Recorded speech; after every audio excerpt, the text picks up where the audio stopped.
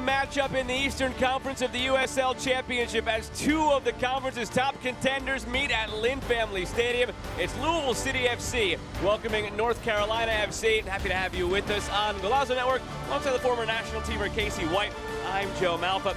Casey, these are two teams that have been attached at the hip. Lou City eliminated North Carolina in the playoffs last year. You see the one in the L column for Lou City this year. That was produced by North Carolina. So they've continued to go back and forth as of late. But in this building, nobody touches Lou City. Downright dominant at home over these last two regular seasons. Well, certainly North Carolina showed that they can match up with Louisville City, but when you go into their home stadium, it's easier said than done. They have that 22 wins at home in front of their fans, and it's one of those things that just becomes a mentality as a team. You have to be stingy defensively, but they also have figured out ways to score goals in front of their fans that come to watch them every time they're there. Last year it was high flying. They set all kinds of scoring records. This year it's a little bit more diligent, but when they do find their opportunities, Philip Goodrum is usually there as we take a look at tonight's player profile presented by Commonwealth Credit Union. Well, he's known for his goal scoring. He has the nose for goal. He's in and around it. He picks really good, efficient types of finishes. But what I love about his game is his pressing mentality, his 1v1 isolation. When he gets the ball, you know something good could happen. He's always dangerous. They brought him in around this time last year, and he has been their go-to guy ever since. On the other side for North Carolina, night and day at this point this year versus last year. 4-6-6 through their first 16 games last year. 8-6-2 this year. With a win tonight, they would jump into third in the Eastern Conference. This time last year, they were just staying alive just below the playoff line. Got hot late, snuck in. They're not taking anybody by surprise this year. And a big reason why, the addition of Pedro Dolabella. And he's a player that's equal part playmaker as well as a goal-scoring threat. He loves to play in the pockets. And what I like about his game is that he chooses his finishes so well. He can score with clipping the ball. He can score from distance. He's got a little bit of personality off the field. He's got personality on the field. And you love to see that from a player that plays in that kind of attacking role. Now, these two teams are starting to get sick of each other in a way. Between regular season and USL Jägermeister Cup, they've seen each other quite a bit as of late. Twice they met at the end of June. A 2-1 regular season win for North Carolina. A 1-0 Jaeger Cup win for Lou City. It's the rubber match. It's Lou City and North Carolina on Golazo Network. Toyota gives you the power of choice with more electrified hybrid choices than anyone else. Like this new all-hybrid Camry. And the stylishly fun-to-drive Corolla. Now get 4.99 APR financing on a new 25 gas-powered Corolla. Or any new Camry. Lease a Corolla from $199 a month. Or Camry from $279 a month. With 2 years no-cost maintenance included. That's the power of choice. Toyota, let's go places. When the Thompsons first bought their house, all they saw was their dream home. They didn't yet know that with a home equity line of credit from Commonwealth Credit Union, it would be their keys to epic cannonballs and the chance to see the world. As years went by, it allowed them to empower the next generation and make happily ever after come true. Which begs the question, what could your home be doing for you? Let's find out together. Commonwealth Credit Union. Here, we see you differently. Staying on top of the big stories is a really important part of my job, and the WDRB News app makes that really easy to do no matter where I am. I can be at the grocery store, the doctor's office, or anywhere out and about. I can watch live and stay on top of the day's news. It's like taking WDRB with me everywhere I go. Hello, I'm here to remind you to join us for WDRB Mornings Monday until 10 for out-the-door local news, weather, and traffic. The weekend can get pretty busy. That's why WDRB Evening News is on at 10 and 11. Whenever you're ready to wrap up the weekend, we'll be on. Watch WDRB News at 10 and 11. 5 till 10. WDRB Mornings till 10. The USL on CBS is presented by Best Western Hotels and Resorts, the official hotel partner of the United Soccer League. meet tonight's starting lineups, brought to you by Fifth Third Bank, beginning with the home side.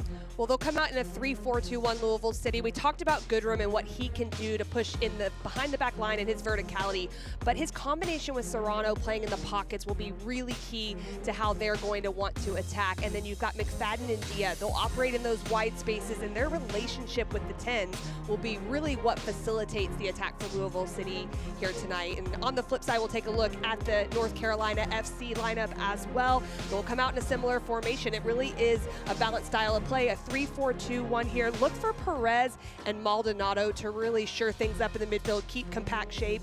Although Minsikin and Berner can really go forward a lot, they'll also have a big role in defending in the wide areas for North Carolina FC. Yeah, these two teams so similar. Neither side really want the ball, and we'll get into that a little bit deeper as the game goes along. So it's anybody's guess really how this one ends up playing out. Gerald Flores, the referee in charge, sends us on our way. North Carolina right to left in the red, Lou City left to right in their trademark purple. We're underway from Lynn Family Stadium. Happy to have you with us alongside Casey White.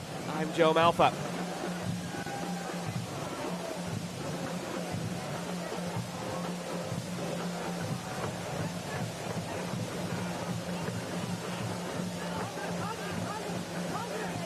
Patrick Berner. These sides will rely heavily on their wingbacks and the spaces in those wide channels. And as I mentioned a second ago, teasing it a little bit, both these teams play very similar formationally. Neither side really want the ball. And the direct quote from North Carolina head coach John Bradford coming into the day, the side that has more possession probably won't be too happy at the end of the night. Not often do you hear that from a coach in a game like this. It's such an interesting comment as well, especially coming from a coach, and also I'll give Danny Cruz the credit here too, that they have teams that can possess, and they're very much able to do that. But there's a lot of respect for both of these sides, for the opposition, and knowing that both of them don't want to get caught in that transition moment. So Craig running into some trouble, former member of Lou City. Carolina swinging it around the back. Footing could be an issue. You see some of those browner patches in the grass. Through Serrano. Dia back to Serrano. Serrano clipping it in. We'll get it clear. Evan Conway. And I don't mean to throw the grounds crew under the bus. They are usually terrific here at Lynn Family Stadium. Just need to point out it is a bit chewed up. It's been a difficult week. Busy week. There was a friendly last weekend here between Eintracht Frankfurt and Aston Villa. Lou City played Eintracht Frankfurt Tuesday. Last night there was an NWSL match here, and now this one. So it has been a busy week on this field. Something to keep in mind, the footing might not be the most sound for the players at times this evening. Well, the fans in Louisville have certainly been given a treat this last week, though, with all of those games you just rattled off. Really nice for all of them to be here at Lynn Family Stadium. Such a great venue for all of these people to come out and watch. City in that Tuesday night friendly against Eintracht Frankfurt had a 2-1 lead at about the 60-minute mark and then fell 5-2. Very proud overall in the night with the performance. Danny Cruz is one of their weapons these last few weeks. The long throw from Josh Jones launches it toward the penalty spot. They treat it as an additional corner kick, essentially. Goodrum bumped a little bit off kilter. North Carolina working clear. Mikey Maldonado, leader with 7 assists this season, Maldonado. Well done keeping that in play by Conway. All three of the players up top, from left to right, Conway, Anderson, Dolabella with a different level of speed. Anderson more straight line, Dolabella quick in short spaces. Conway, a bit of a hybrid, a little bit of both, and you saw some of that on display there. Well, that gives a lot of different opportunities and options to North Carolina FC as they get into that final third. Or do they want to look to go initially long and direct against this Louisville City team? So when you have that kind of unpredictability, it's so helpful going into the attack. Jackson Wilson streaking. Done by Paco Craig to work it away. And offside, the call coming back to receive that was Olex Anderson, a player that John Bradford knows has more in him and knows it's coming. Right around this point last year, he only had 2 goals, Olex Anderson. He scored 11 goals down the stretch the rest of the season. He can absolutely catch fire. He's the club's all-time leading scorer. At this point this year, just 1 goal, and they feel pretty similar this year as last, where the chances are there. Just things aren't falling for him right now. Once that first and that second go in, it should be off to the races. Keep an eye on him tonight. Dia centering, Lambert settling. Fadden thinking about it.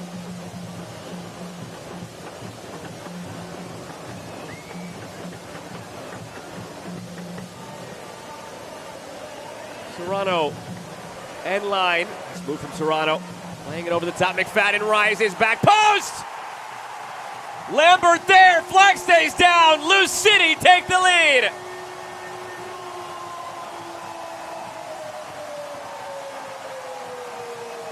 And this is great play. We expect a lot of deliveries from Louisville City from the wide spaces.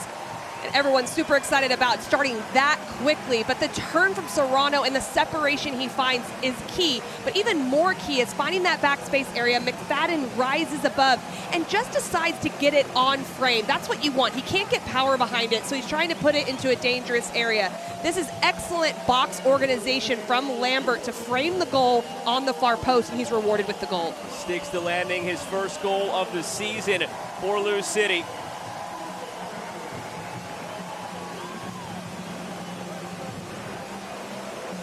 Well, just the play before, Joe, I was going to say Lambert was in a pretty advanced position getting that ball at the top of the box, and he's in even more advanced position here. That type of possession that they generated allows him as a holding mid to get into a higher space and be a threat going forward.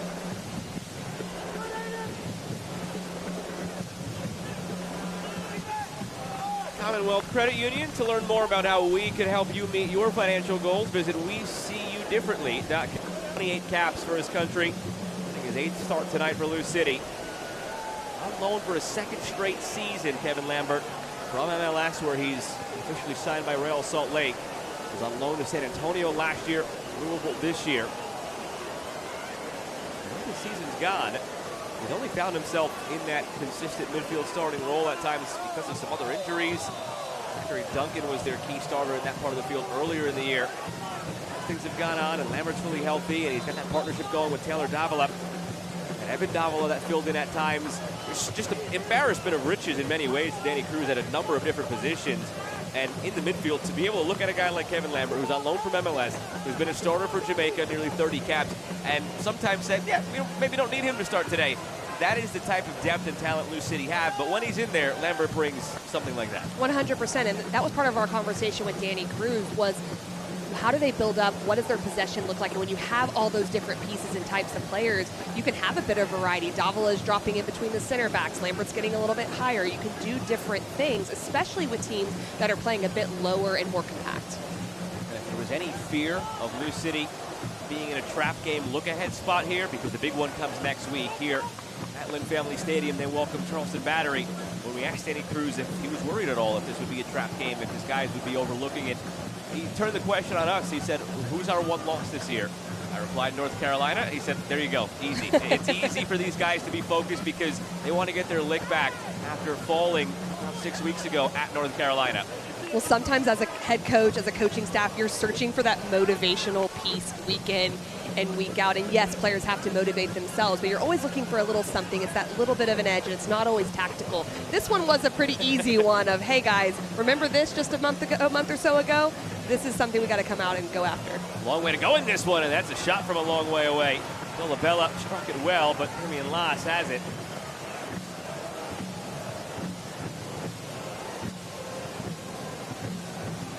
Beyond that, Danny Cruz said the motivation, besides just being North Carolina and getting that revenge, it's next week's game means something different if you don't win tonight. If you win tonight, going into next week, both Charleston and Lou City, 18 games played, 41 points in the live table right now with Lou City's lead. It is a game for first. Tiebreaker goes Lou City's way at the moment, but if they were to fall tonight, they'd have to claw back, and it becomes a must-win next week against Charleston. They're still going to look at it as a must-win because they are very competitive. It's been a fun rivalry these two teams have formed the last couple of years because of all its success, but the ramifications of next week would change if they don't hold serve and win tonight at home. When you can talk about process and you can talk about the tactical evolution of teams and players focusing on that and staying focused on it, but the reality is players look at standings. It's just how it goes, and there are those motivation pieces. We talked about motivation there just to play North Carolina, who gave you your loss, but also knowing that it's right there, right for the taking to be at the top of the table. That's something that players love to see.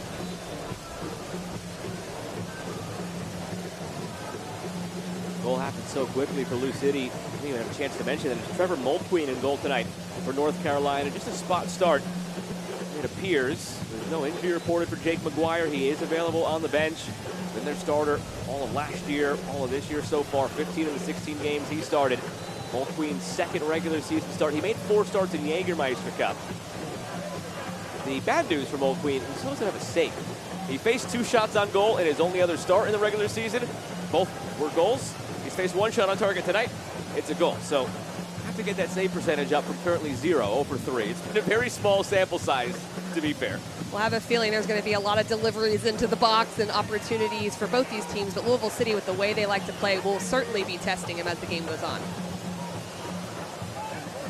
Bent ahead for Evan Conway. Damian Loss alert to it. Works it clear 10 minutes into this one.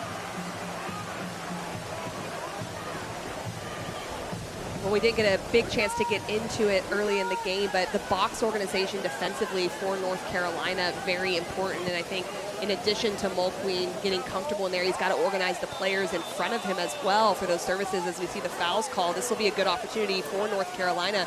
But the box organization on both sides of these teams has to be important, because set pieces were the big differentiator in their last matchup. And this is something that will drive Danny Cruz up a wall. It was moments like this in the loss against North Carolina and other times where Lou City have been tested this year.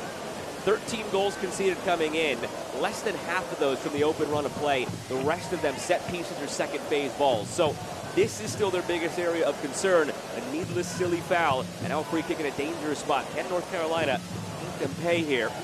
Something that's so difficult to manage is when you have a pressing team and a really energetic defensive team like Louisville City, is understanding moments to not use that aggression in certain parts of the field, and this is a tough one for them. Standing over it. 2 in the wall for Damian Loss. It's curled in, dangerous area. Josh Jones rising to meet it. That's exactly where you want that ball to go as a free kick taker, but Josh Jones standing above everybody else.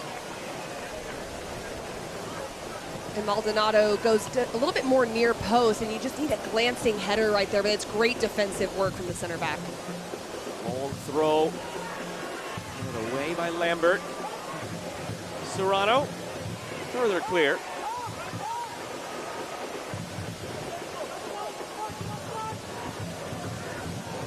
USL on CBS Sports Network kicks off August with the League One Battle of the South. Newcomer FC Naples against South Georgia Tormenta FC. That is Wednesday, August 6th at 8 Eastern on CBS Sports Network.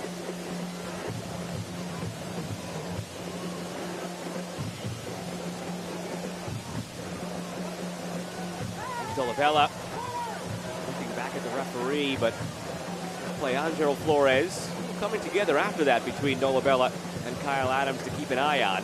Well, that defensive work from Kyle Adams is going to be really important. Same thing for Sean Tosh on the opposite side, because it becomes a 3 against 3, and they have to come and track inside a little bit. That takes them out of their position. You can hesitate a little bit in those moments. But a player like Dolabella, you can't let him continue to dribble through there. So I really like that step into that inside space. Dolabella's been maybe the biggest surprise this year for North Carolina. The way it all sort of came about, sort of used what was an invitation to be a trialist as a slight. The story goes, according to John Bradford, he flew in from Brazil. Right around 3 a.m. he landed. Next morning, 7 a.m. beep test. And anybody who's played this game, you hear those 2 words, you shudder. I can see you next to me, Casey. I did, just now. So he's got 4 hours, basically no sleep. And John Bradford said, hey, you could sit this out if you want. But he took it as a slight that he was in there on trial instead of just signing a contract. He said, no, I'm here on trial, sort of tongue-in-cheek. I got to do this. He goes out there, he wins the beep test. And then from there, just continues to show out in his trial. He signs, he's their leading scorer. Last 2 years, he's been outstanding. And USL League One helped power Omaha last year to the double, winning the Players' Shield and the championship. Well, thank you. I'm going to have nightmares tonight hearing that beep in my sleep, so I appreciate the reminder. It's been a while since I ran it, but no, I love hearing that about players, because that's when you know a player has a certain type of mentality, that competitive edge, and the desire to prove themselves and to show that they belong. And I just like hearing that, because that's an intangible you don't know if every player has. 19 starts, 10 goals last year for Dolabella for Omaha. This is his first year in USL Championship. Questions of how he would fare in the jump. Thumbs up all around so far. Now it's through for Jansen Wilson, off his line, Mulqueen. Wilson centering, net is empty. Mulqueen might have misread the distance there between he and Wilson. Fortunate and lived to tell the tale, still down just 1-0. Well, this is the challenge and the decision that North Carolina FC have to make is they are down a goal, so do they stay a little bit more defensive, keep it tight, or do they start to push? We're seeing them start to develop more possession, get higher up the field, but that's where Goodrum likes to operate in those spaces behind where Serrano can play him in.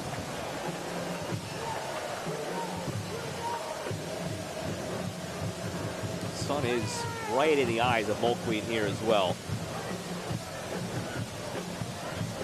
See if Blue City try and use that anyway to their advantage. There's some extra service there. Their shots from distance in. Well, they have that advantage in this first half.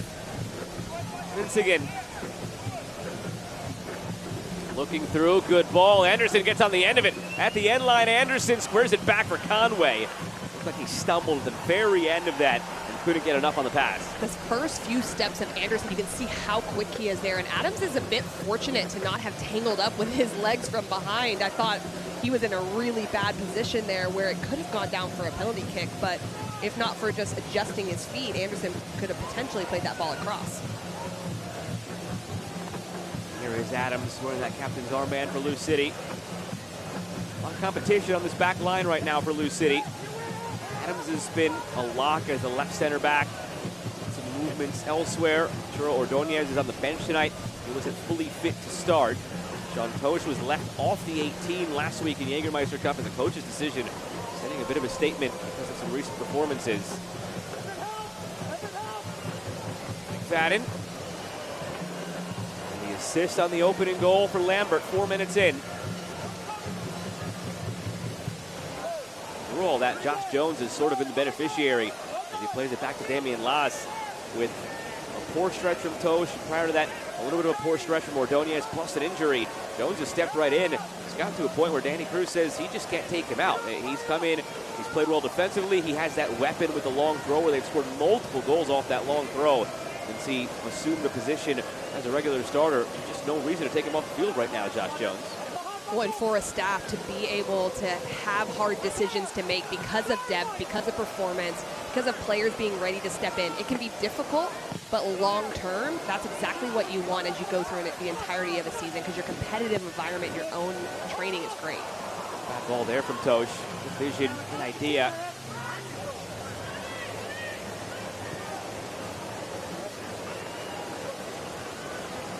Dia deflects through, Lambert waiting for it, tries to chip it around, shout for a handball. Donovan defending. Well, what Louisville City's recognizing too is North Carolina FC is so tight to Serrano, so Lambert's going higher. Space now in transition, ahead to Olex Anderson, settled, Anderson, still loose, Anderson finds a way! Olex Anderson leveling the scoreline. That goal gets an A for effort, and it's 1-1. Well, you absolutely said it. He wills this into the goal. But the build-up to this was what was really impressive. Recognizing the space is beyond, playing into this area. And I love this from Minskin. He takes that quick little look up, bends it in. There's enough pace that he gets it in behind. It goes off the heel of Josh Jones. And he just reacts, Anderson, in this moment. His first touch almost lets him down, but gets it into the back of the net anyways for the equalizer. That second to last look we showed you, he crawled. He literally had to crawl there for a moment to keep his balance and somehow got it in. And it goes back to what we were saying earlier, first few minutes of this game, that John Bradford felt these goals were going to start happening for Olex Anderson. It's only his second of the year after he had a dozen last year. But of the dozen, most of them came in the second half of the season, 11 to be exact last year. So is it a question now of Olex Anderson maybe being off to the races? Is the lid off? He's got plenty of time tonight to add to that tally. When you have a goal scorer, sometimes the worst thing you can do is talk about scoring goals because you can't put your finger on it necessarily. What you have to do is help them in training, get their reps in, get their confidence high. And that's something that John Bradford's been really happy with, is he's seen that extra level of focus in Anderson in training. And you can see the effort and the desire in that last goal.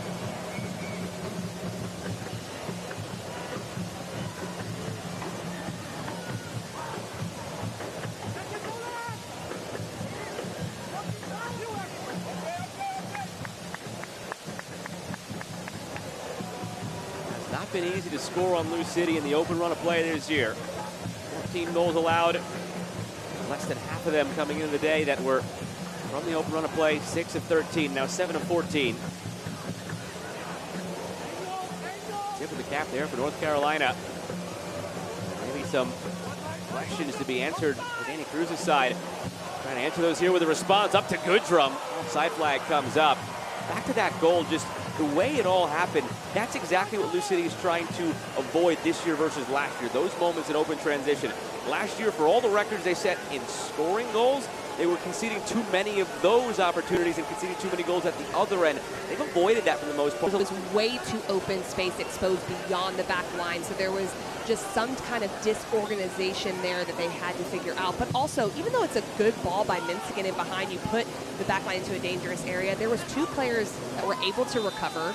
It goes off your goalkeeper, and it's just one of those things that just goes in. But I think you saw that a lot higher by getting pressure on the ball and figuring out, should we all be pressing or should we be sitting more in a mid-block?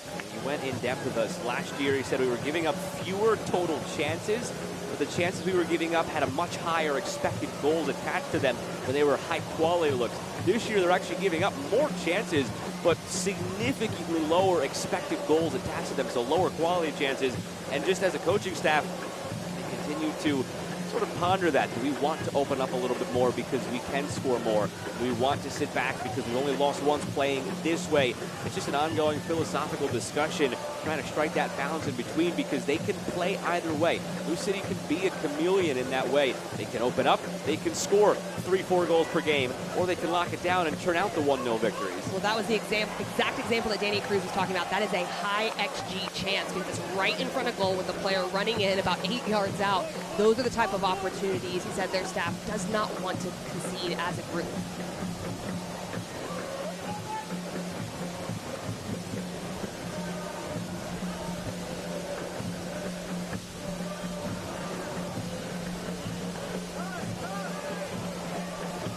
And Wilson to Sean Tosh.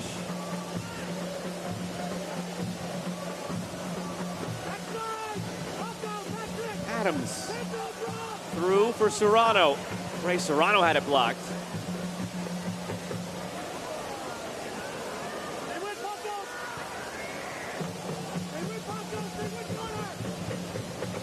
So one of the things that's really interesting here is Serrano's playing in that pocket that he always does, but Lambert looks to continue to try to keep high as his ball's played across.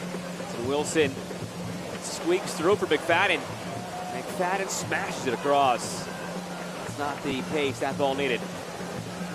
Well, and to my point just a second ago, Sundstrom is having to step to Serrano in that area, and so Lambert's going high into the area that Sundstrom is vacating because they know that they're stepping aggressively there. So some interesting nuances from Louisville City and how they're trying to manipulate the back line. This portion of tonight's match presented by Toyota and the Kentuckiana Toyota dealers.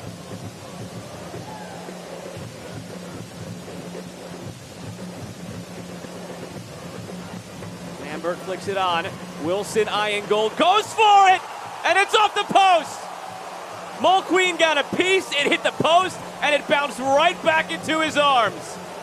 Wilson finds a really good pocket of space right in front of the back line of NCFC. You just need 1 or 2 yards to be able to get this off. Good challenge from Lambert right here. He picks it up. I love that he hits this on the second touch. If you take an extra touch, you limit your time on the ball. Mulqueen does just enough, but a bit fortunate. 1, for it to go off the post, and also 2, right back into his hands. How many times do you see that where it hits off and goes in, and you never know, but what a great strike. He didn't even have to move for it. It went exactly where he was. If it was left or right a little bit, it would have been a putback goal probably for Lou City. It went directly back into him while he was laying in a prone position. Now Dia to the end line. Ball goes out, player down for North Carolina, so play will stop.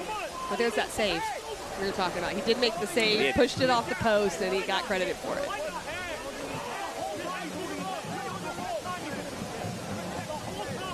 Carolina said that ball wasn't, or that play rather wasn't blown dead sooner. It was a clash of heads, it appeared, between Sean Tosh and Patrick Berner. Here's a look at the tail end of this right there.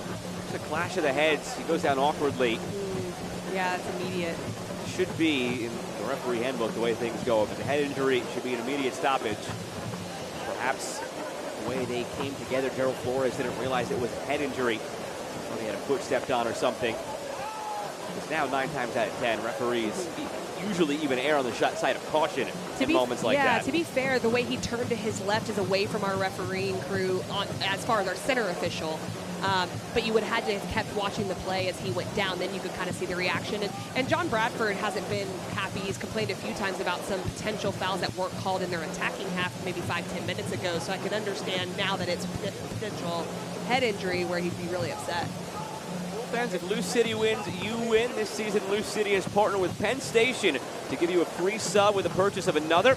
Offer valid the day after a win. Head to any participating Louisville area Penn Station location to redeem and say Lou City won at checkout, or use promo code LouBogo25 online. And I must say, if you've been doing that this year, you have been eating good for a team that is 11-1-5. Start planning your weekly meal preps around the day after Lou City plays at that point.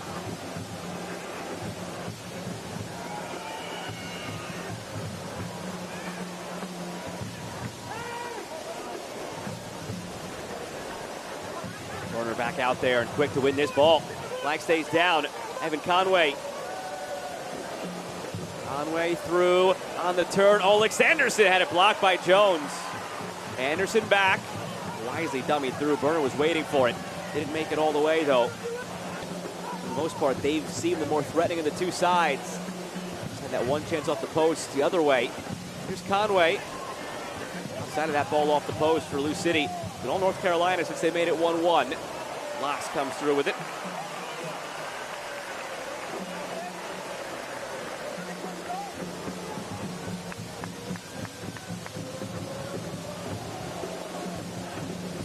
Start of the season for Damian Losh, just the 14th goal he conceded.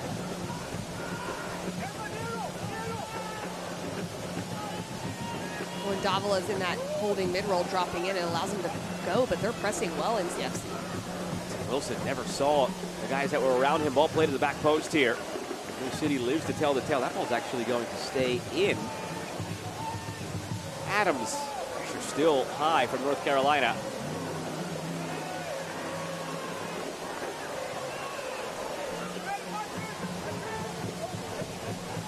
The top for Goodrum tracking it. Goodrum runs onto it. Philip Goodrum saved by Mulqueen. He read the flight and path of that ball perfectly, Philip Goodrum. Well, it's a great ball over the top. At first you think that there's going to be a complete change of point, but actually this catches the center back out at Serrano. He takes a look. This is purposeful in the direction of Goodrum's run, and if he keeps this low, that's a goal. I think he just hits it on the bounce up. That's the problem. It doesn't quite make contact with the ground right when he hits it. That would have helped him keep it low, but a really good counter-attacking moment. Wi-Fi corner kick for Lou City, first of the match.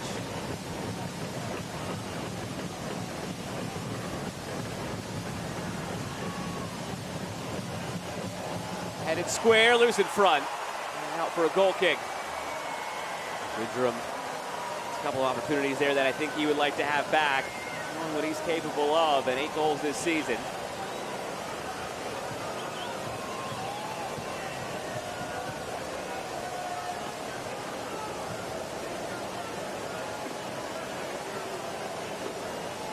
You can watch the USL Championship in Spanish on TUDN, the nation's leading Spanish language sports network, for 2 upcoming matches. Monterey Bay FC against FC Tulsa. That's Wednesday, August 6th at 10 Eastern. And then Lexington against Phoenix Rising. That's on Saturday the 9th at 6 Eastern. Go to USLChampionship.com for the complete USL TV listings. These two have been going at it all day so far between Adams and Dolabella. It started right around the 10th or 12th minute when they had their first coming together. And now it's getting escalated a bit between Amadou Dia and Pedro Dolabella. Like I said, there's history between these teams when we came on the air. Lou City ended North Carolina's season last year in the playoffs. North Carolina is the only blemish on Lou City's record this year, and they're meeting for a 3rd time in the last 6 weeks, having met in Jägermeister Cup 2. Suffice it to say, they don't want to see each other again after this unless it's in the playoffs. But we want to see this matchup. Right, all the time. We all want to see this. I think what happens there, Kyle Adams was complaining to the referee about something, and Dolabella took a little bit of offense, was jawing a bit, and Amadou Dia came in and then started to get involved. So just real interesting, a lot of emotion. You love to see that, though, as far as how much it matters, but it's just the jawing here between these two that continues. Saw the assistant referee coming in, actually, and even he was chuckling at whatever Dolabella said at the very tail end of this. So for the referee to be chuckling and not asking the center referee to give a yellow card, I would say there's probably some humor in it, and it's less bad-blooded, but they're still going, so we've got plenty of time. There's a little smirk from Kyle Adams as well. So, but what this is okay, it's the 31st minute, so maybe all smiles right now, but what does that look like in the 60th, 70th, 80th minute? So we'll have to see. And bringing them back together again. I would go out on a limb and say at some point those two might get canceling out yellow cards. They might. That might be a good prediction, Joe.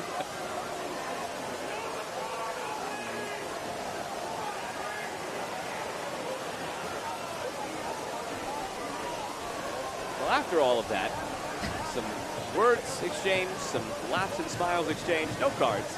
Half an hour in, 1-1 between Lou City and North Carolina. Glad to have you with us on Golasso Network alongside Casey White and Joe Malfa. It was Kevin Lambert in the 5th minute, and then Olex Anderson in the 18th minute.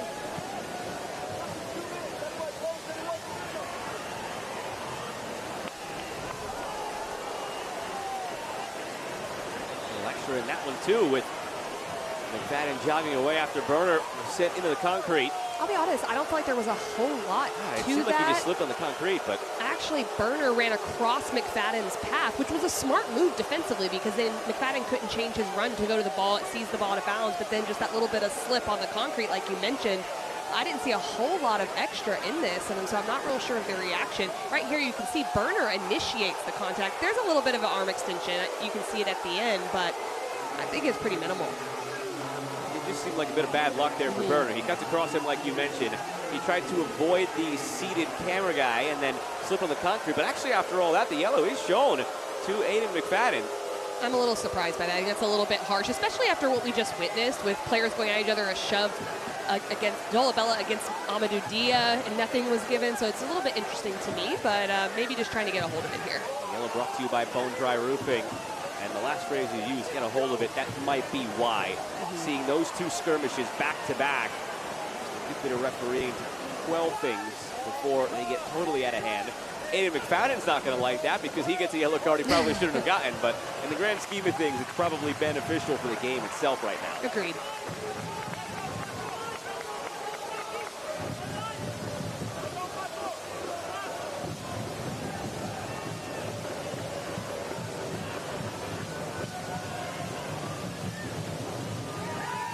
Contact there, Dolabella goes down, fouled by Lambert. Free kick in a good spot again for North Carolina. It's another careless free kick given away right in this area.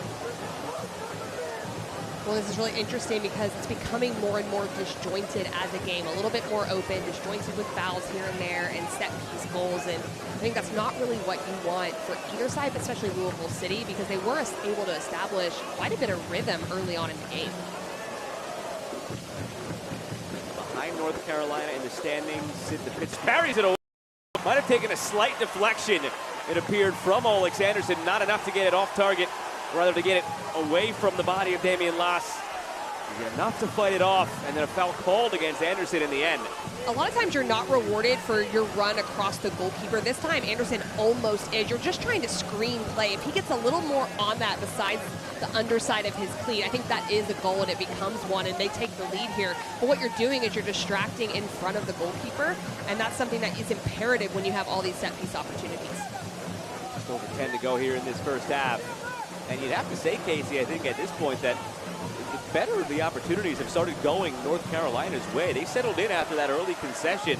They got a little bit of luck on that one where Mulqueen made the save, it hit the post and came back to him, but the more dangerous looking moments have gone North Carolina's way. And I bring it back to possession, as we talked about early. The quote from John Bradford, whichever side has more possession will be the unhappy side at the end of the night. Right now, Lou City is winning the possession battle 65-35, so that bodes in North Carolina's favor. Well, and to your point, think it feels 65% to Louisville City, but it definitely is. It's just a matter of North Carolina actually getting good opportunities. So you feel like they have more of the ball. So it really is a matter of what John Bradford said in that moment is, can they be dangerous and actually have that higher percentage XG when they do have the ball and they do go forward? I also have to say, too, Louisville City has given them 2 free kicks as well that have generated some chances for them.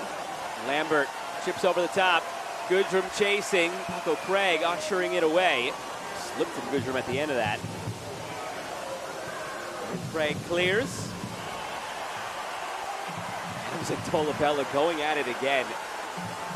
Josh Jones ranging forward. Being harassed from behind by Rui Perez, and now it's whistled for a free kick. Late decision from Gerald Flores, but probably the right one. It looked like he was going to let it go with Perez and Jones, but then when there was that extra defender to come in and help, it was at a disadvantage to what Louisville City was trying to do. Right before that all happened again, there was that coming together between Adams and Dolabella. I would be stunned if they get through this evening without a yellow card, the two of them. We haven't seen it as physical on the flip side with Serrano and Sundstrom, but it's that same space in front of the back line. Adams is being a bit more aggressive to step. Sundstrom's not being able to quite as much because of the opposite movements of other players around Serrano, but you're right. That matchup for the rest of the game is going to be fun to watch.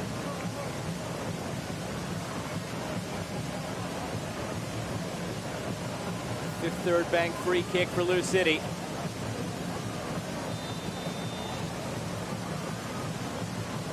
Whipped in by Davila. Adams wanting to head it square. Still bounding around. And cleared by the visitors. Select is proud to be the official match ball supplier of the USL Championship. From the Academy to the big league, Select is there every step of the way. Visit us.select-sport.com for the latest products, specials, and more. Select, the player's choice.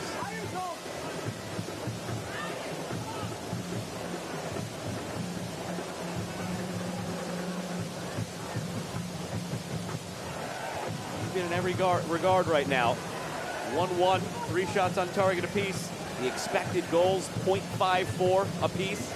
It has been even. Our eyes have told us that. Every metric shows that.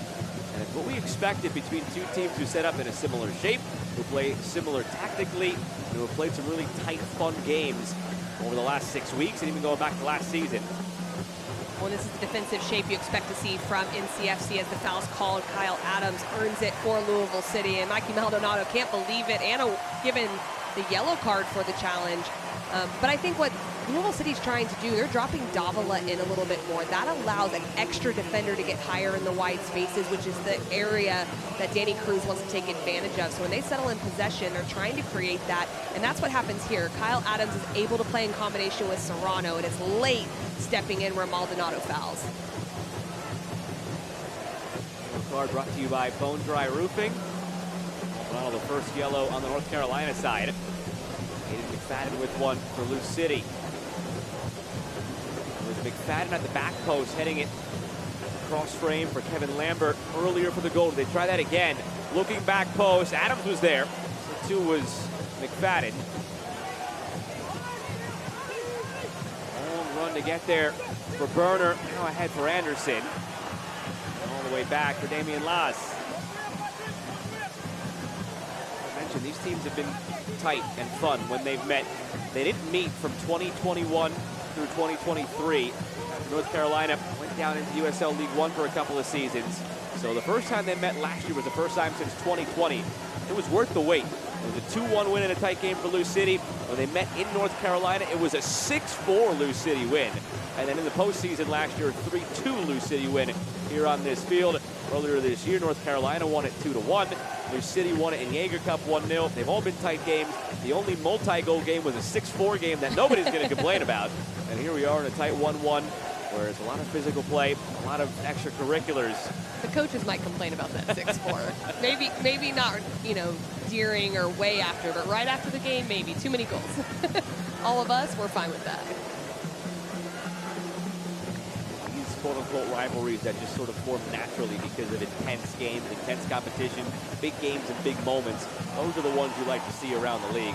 Sure, the geographical ones are fun too, and Lou City will see Indy 11 coming up in the next few weeks, but some of these other ones that have popped up because of competitive nature, those are the ones that really mean a little bit more. Well, obviously at a professional level, there's so much tactics involved and there's got to be adaptability. But at the end of the day, football's a player's game, and you want to feel that rivalry. You're going up against a team that plays very much the same systematically, and it's almost like, well, who's better?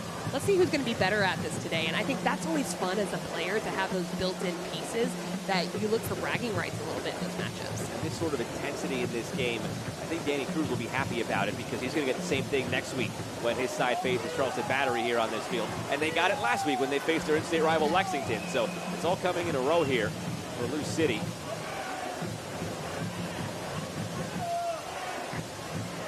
Well, slow to his feet that time. Marie coming to check on him.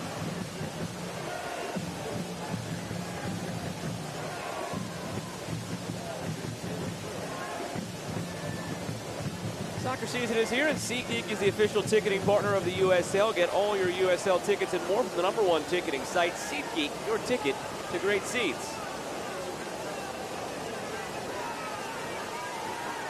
Lou City noted for their danger on the long throw-in. North Carolina can do it too. Maldonado drives it in. Foul in the area. Goes against Paco Craig.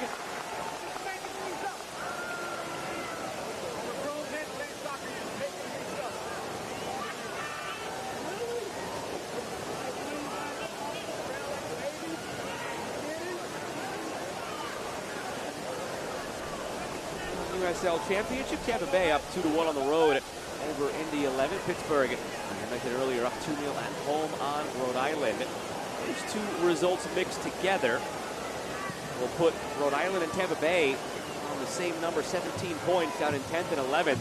It's quite the race going on right now around the playoff line in the Eastern Conference. Indy sitting on 20, Tampa Bay on 17. Those teams in 7th and 11th respectively. 7th and 11th separated by just 3 points at the moment. Off is 8th. Top 8 make it in each conference. Not really something either of these teams are going to have to worry about. It appears. Certainly not Louisville. I don't think North Carolina will get into that sort of battle. They are themselves 8 points clear of that playoff line. Pardon me, 9 points clear if I can do math. 9 points clear of that playoff line, sitting 4th at the moment. Well, when you look at the table, I think you're certainly right, but then you add in also the performance piece, and NCFC also playing well too. So to the eye test, not only the standings, they look like they understand what they're doing, they're bought into the way they play, and they are able to get results out of that. So barring anything crazy, usually performance does lead to results more often than not. The only race it appears they'll be in is a race for the home playoff game, with the top 4 teams clinch in each conference. And right now they're a point better than Pittsburgh. 6 points clear of Detroit City, who are in 6th. So those 3 teams, Loudoun, North Carolina, Pittsburgh, the way it's shaping up, 2 of those 3 teams get a home playoff game, and the other one's going to be the 5th place team. That's the way things are starting to take shape in the USL Championship. And on the right side, Minzigan. Can he find another assist? Goes for goal himself. Did Las get a piece of it? He did. Earlier, remember, Minzigan got into a similar area, cut it across. The assist on the Olex Anderson goal. This time he called his own number. I really thought this was going into the side netting. It was a great strike, keeping it low, forcing a save from Las. Really good from Las to be strong behind the ball, because it had power, it had precision from the wing back. Another corner now for North Carolina. Another set piece against Lou City. Struggled this year on set pieces. North Carolina have gotten the better of them on set pieces last year and this year.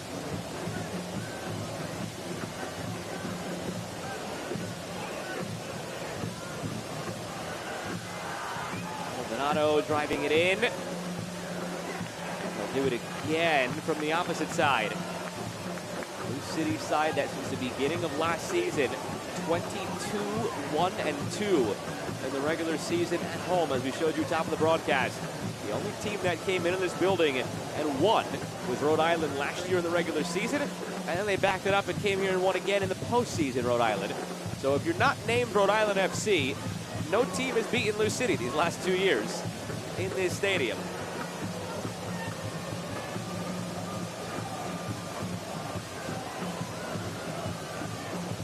trying to change that. We're behind 1-0 in this one. Drew level in the 18th minute. Another set piece here in the final minute of this first half. Whipped in, glanced on. Tosh heads it clear, further away by Goodrum. Maldonado keeping it alive.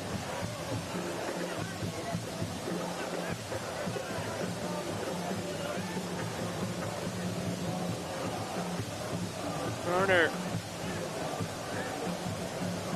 Well, a lot of quality in this league. Patrick Burner, one of the more unsung signings of the offseason. Player who spent his last decade in France, split between the first and second divisions. Majority of his appearances coming in Ligue 1 in the first division of France. In a stoppage time now, presented by the Louisville Muhammad Ali International Airport. 3 minutes at the end of this first half. And speaking of Burner, that outside back or that wing back position, really important. He's having to do so much defensive work. He is primarily in the back line compared to Minsigan on the opposite side, who's only really part of it in their really defensive low block shape. And so he's having to cover a lot of ground. But his combination with Conway and with Olex Anderson up top off his left side has provided opportunities as this half has gone on. Claims from the North Carolina bench that Goodrum got a forearm over the face of Maldonado. It went uncalled. This one gets called and a free kick for North Carolina.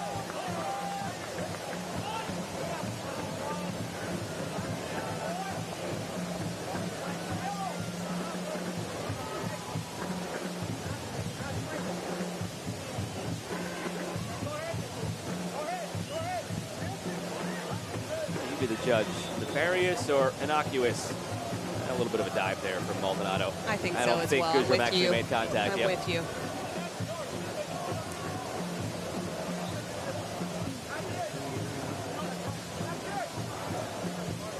It's just been that kind of game, though, with the intensity where the players are looking for that. The benches are on high alert for everything that even looks close, considering the way things have been. Well, and it's become more open, so there's more chasing. There's more converging on space and doing it a little bit late and all of those types of things where that can happen more often. Maldonado headed square. Too much on that header square. Kept alive though by Perez. Floated back post. Anderson was there. Snatched away by Josh Jones. And the offside flag did come up in the end. That's a great defensive header right there. You are under so much stress, so much combativeness of Anderson on the back post area to be able to judge that, time it, and take that hit. Even though offside is called, it's just a good defensive effort from the center back.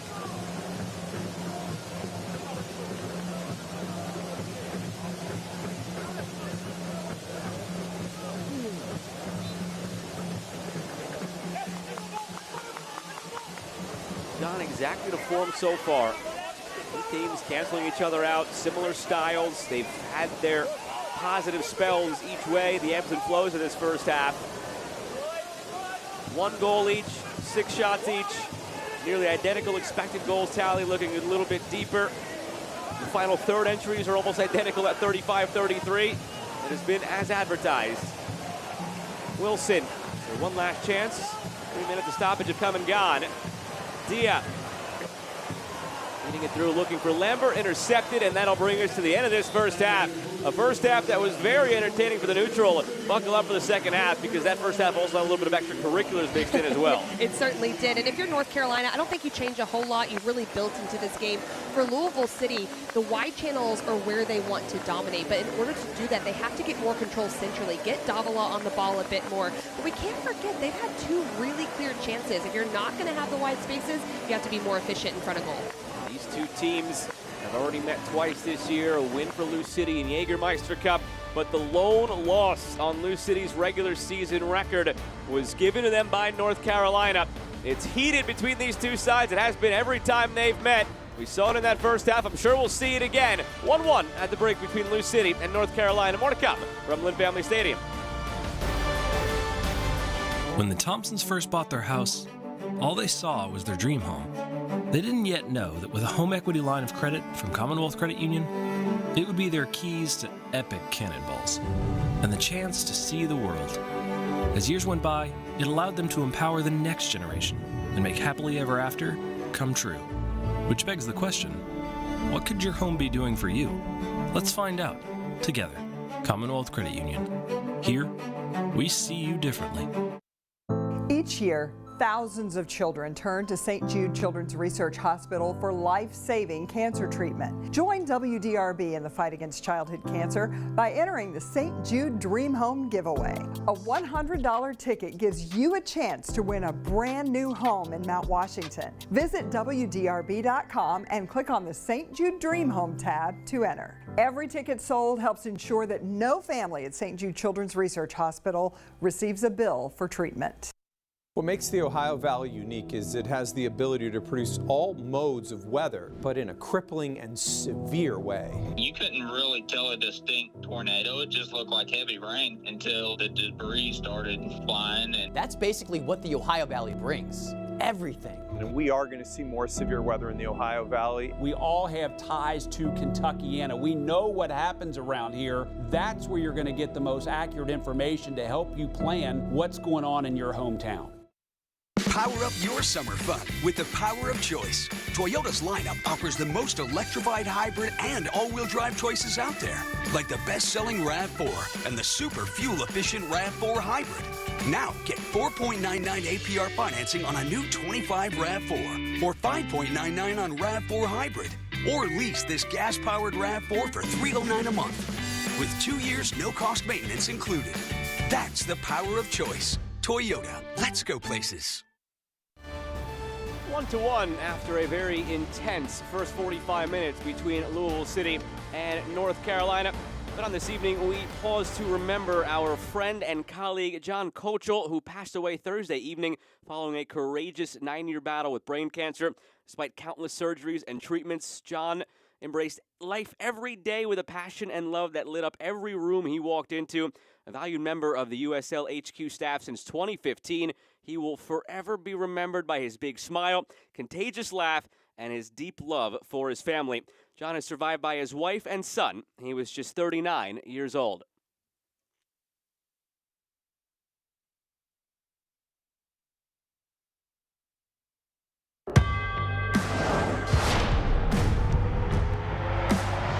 Prinks Tires in the USL help soccer journeys everywhere to drive harder. From city playgrounds to suburban sidelines. From early mornings to late nights. From fun with friends to winner takes all. From the biggest fan to the biggest heart. And at every turn, Prinks Tires will be there for the long haul.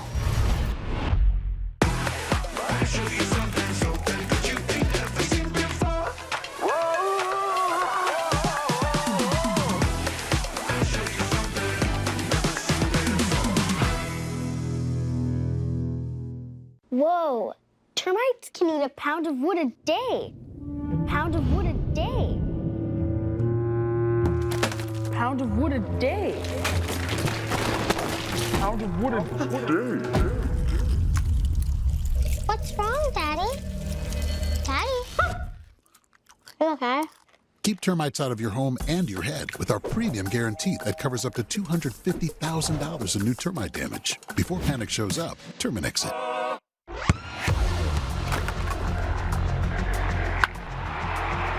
We all have goals. But let's be honest. Most of us aren't going to be professional athletes. But if your goal is to finish your degree, we can help. Come to a university that puts your goals first. Bellevue University, your partner in finishing goals.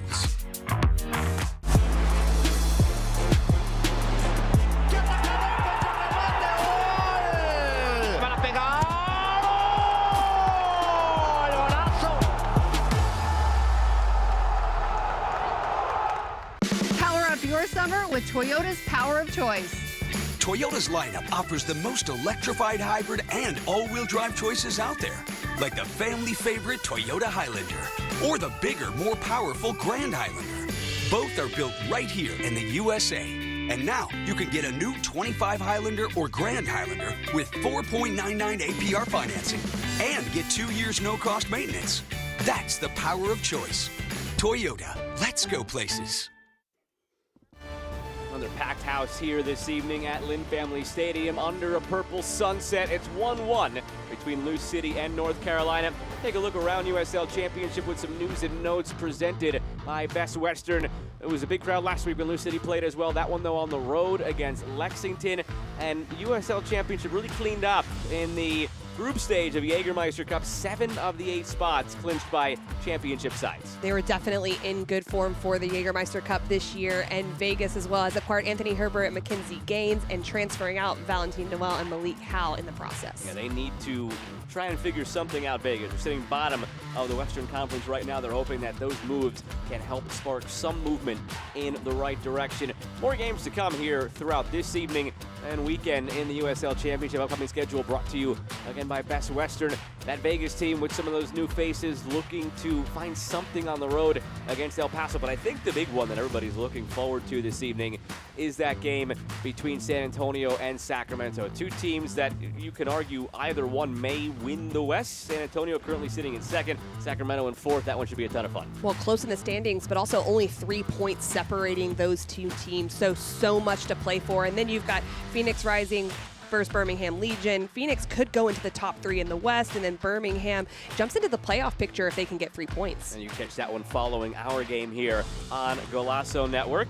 And that one will have a big implication on the standings, as you mentioned. Birmingham, with a win or a draw, depending on how the tiebreakers shake out, can leap into that 8th spot, though the teams above them all have games in hand at the moment. What we saw earlier, though, was Pittsburgh beating Rhode Island, so it puts the pressure on North Carolina, who are now only a point clear of the Riverhounds. Well, everyone always seems to look at the top 4 or 5, which makes sense, and there's starting to be some separation between 5th and 6th, but look how close the bottom is as well. That is always so interesting because it means that there's life in all those teams, but it has to turn quickly. And on that note, just how different things are top and bottom right now. There's 12 points between Louisville and Loudoun. From Loudoun down to last, 11. It just shows you right now the gap between Charleston, Exactly. Lou City, and the rest of the league. On the other side in the West, it is really as close there toward the bottom as it is in the East.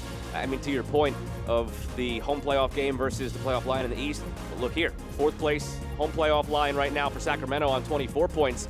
They're just 3 points better than the team that's sitting in 9th out of the playoffs. So Colorado Springs, with a win next week against Oakland, they could go from not in the playoffs to hosting a playoff game. That's how tight things are right now. Well, you said it earlier, as a neutral, this is what you want. A similar story a bit to the East, but you're right.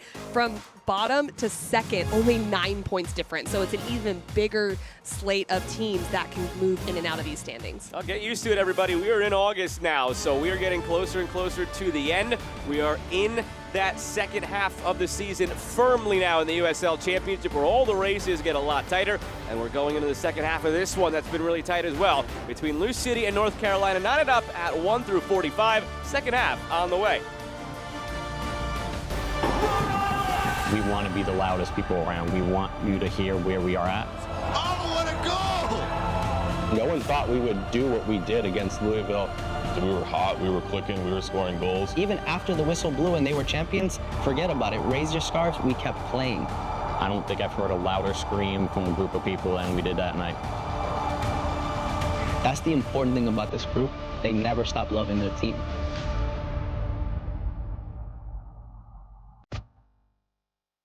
At Kroger, you never compromise. You get up high quality like bread baked in store and down low prices everywhere you turn. Up high quality that's guaranteed fresh and down low prices on over 1,000 items. With quality and savings that keep adding up, hand it to Kroger shoppers. You never compromise. Kroger, fresh for everyone. Toyota is powering up the summer savings with great deals on the best-selling Toyota Tacoma. Now, for a very limited time, you can get just announced 1.99 APR financing for 72 months on all remaining new gas-powered 24 Tacomas. Or, while supplies last, you can lease a new 24 Tacoma SR5 double cab 4x4 for just $249 a month and get 2 years no-cost maintenance. That's the power of choice. Toyota, let's go places.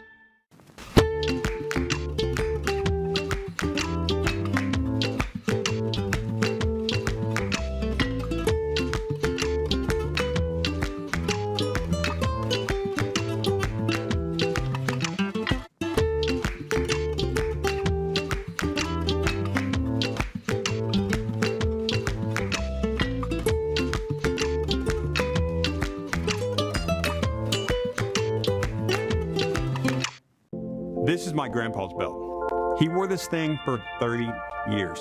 That's a great belt. This is my grandpa. Huh. You can't buy a belt like this in the big box store because most belts suck. They peel, they tear, they break. I wanted a belt like this one, so I made one. With full grain leather, solid brass hardware, and robust stitching. I can have a belt just like my grandfather's. The Handcrafted Belt by Clayton Crew. The USL on CBS is presented by Best Western Hotels and Resorts, the official hotel partner of the United Soccer League.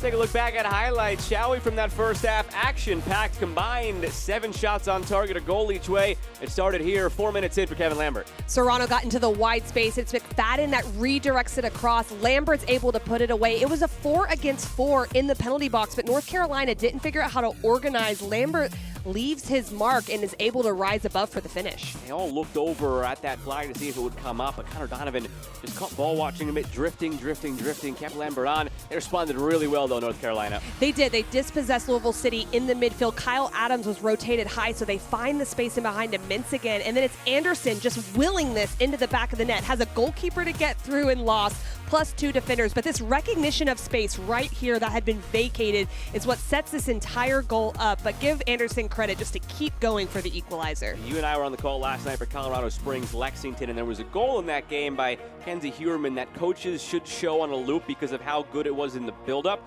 This one should be as well because that's the exact effort every coach wants out of his striker. From there, both sides sort of traded blows the rest of that first half. Good opportunities, none better for Lucy than this one that hit the post after a save and came right back to Mulqueen, who says, look what I found. A bit fortunate for Mulqueen, a great strike right in that space for Wilson, getting in the half space, taking it on that second touch. And then this recognition of space from Serrano to feed Goodrum in behind. Burner caught a little bit high, just mistimes the volley there. Goodrum looking to go to the back post, but takes it on the bounce up. But this is great, a great ball played in and an even better save. Most of the chances the other way for North Carolina were sort of created the same way, just out of finding moments in transition in space. And that's exactly what Lou City have been trying to cut down on. Stats, again, paint an even picture that I think we saw for those first 45 minutes. It was back and forth, nothing really separating these two teams. It really was, and Louisville City did have more of the possession of play, but North Carolina FC, even out of that 40%, I think Bradford's going to be happy with that, still creating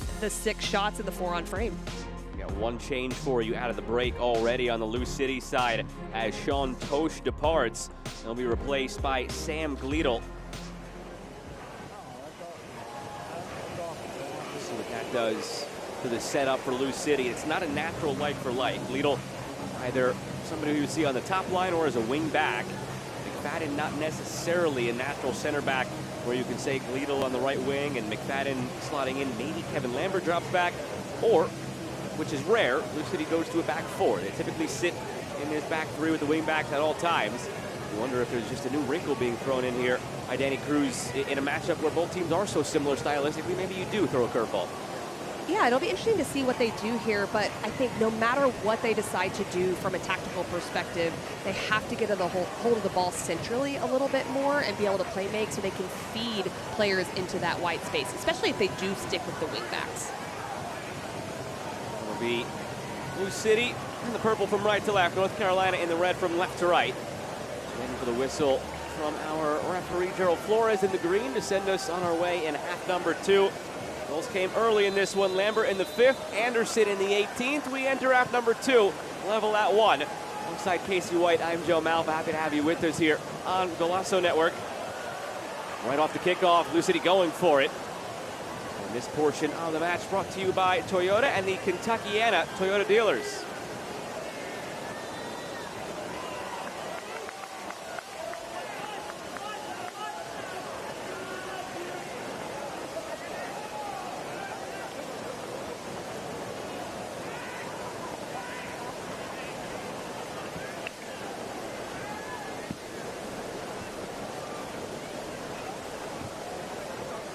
Take a few minutes to sort of make sense of how the pieces have moved around the chessboard for Lou City, and perhaps how North Carolina will respond. For the time being, it still looks like Lambert is further up in the midfield, so one of those pondered possibilities of Lambert dropping in as that third center back.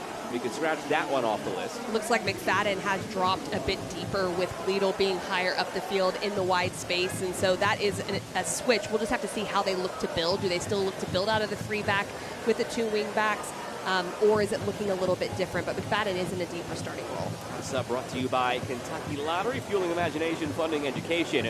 Kentucky Lottery.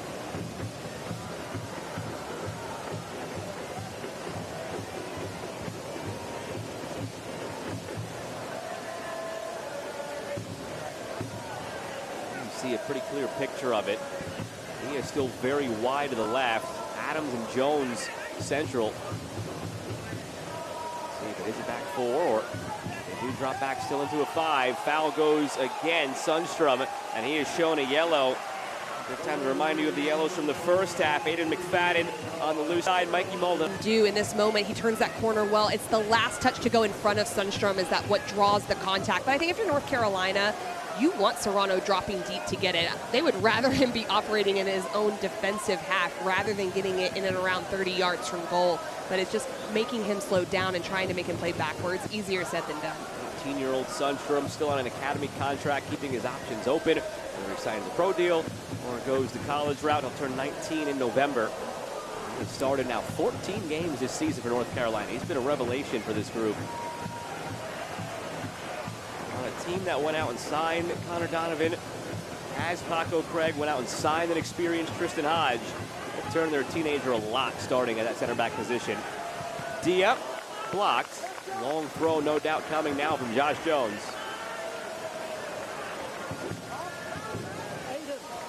Well, on that last build, it does look like they're building more out of that 4-back and just allowing Kyle Adams to stay inside with Josh Jones in that area. You still get the width from McFadden and Dia, but what you get is that extra cover centrally, where on the goal they gave up, Adams was high and they were all shifted to the right and the cover wasn't there. That's why they were able to expose the space. So it'll be interesting to see how they continue. That weapon from Jones really started in the Loudoun game in late June. Scored 2 goals off that long throw. Scored a couple more since then in that manner. Whipped in. Goodrum was there. Maldonado looking to get it clear.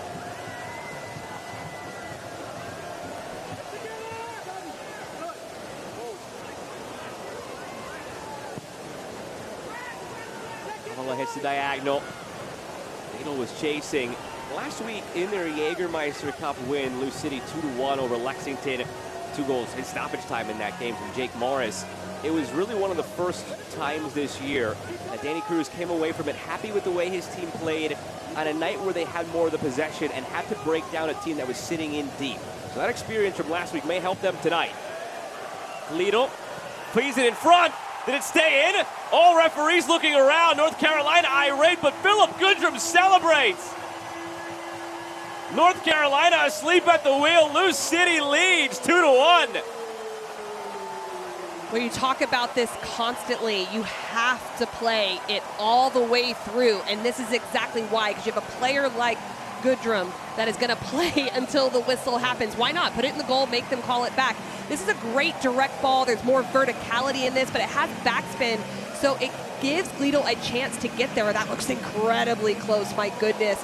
But needless to say, still a great finish from Goodrum. But if I'm North Carolina FC, I am not a fan of this, but there's 4 players. You can count 1, 2, 3, 4. Goodrum just plants himself right in the middle of it. There's no one near him. They should be tight and picking him up. And 2 of those 4 players had their arm in the air to the referee to signal that the ball had gone out of play, and Mulqueen did it as well. So he sneaks in between all those players, occupied with the refereeing decision, which from the angles we have, it's not right down the line, looked to be the correct decision.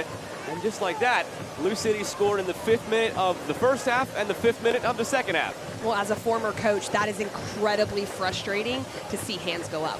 I'm not a big fan of that. A lot of coaches aren't big fans of that because you are relying solely on the referees, and the referees most of the time get it right. But just in case you play it out, because Philip Goodrum certainly did.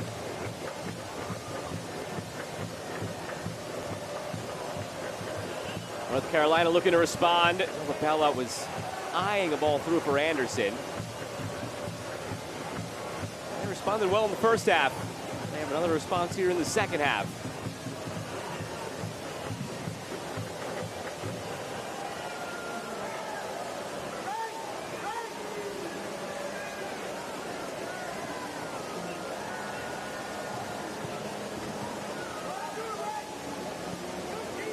By Minsigan.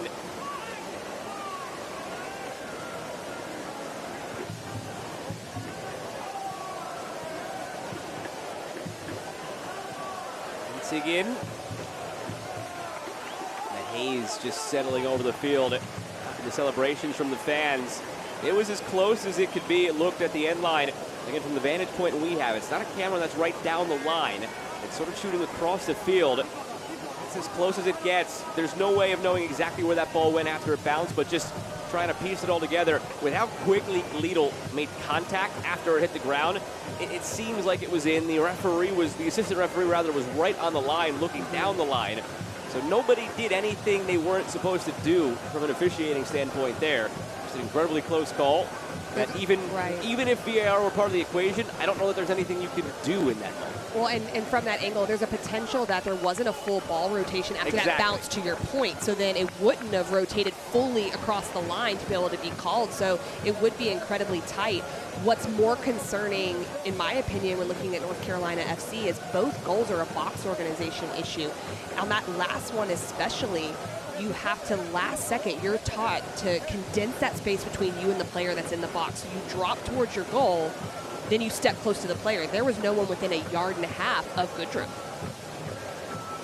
I think the most famous example of a play like that was Japan and Spain at the World Cup in Qatar back in 2022. Colleague of ours at Golasso Network, Christina Uncle. Okay, look at it from above, it's not out. I can't do that conversation justice. I'm sure it's on her social pages somewhere. But it's, again, to your point, you just play to the whistle. All of that science and spheres and ball in, ball out aside, you play to the whistle, and that's it. The team who does often prospers over the team who doesn't.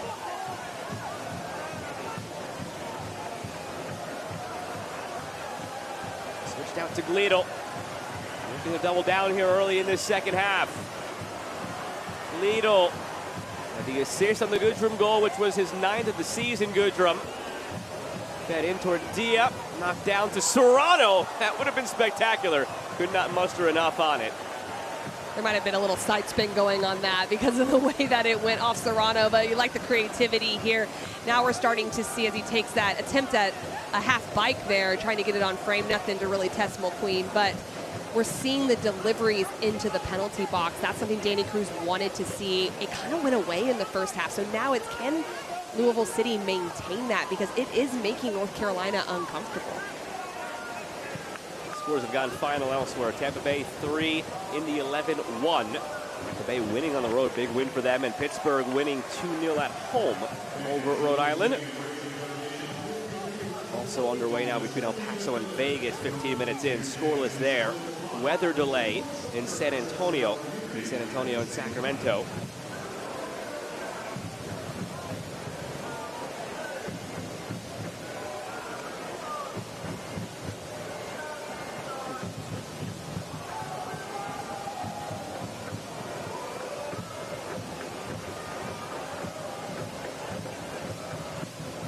Dia.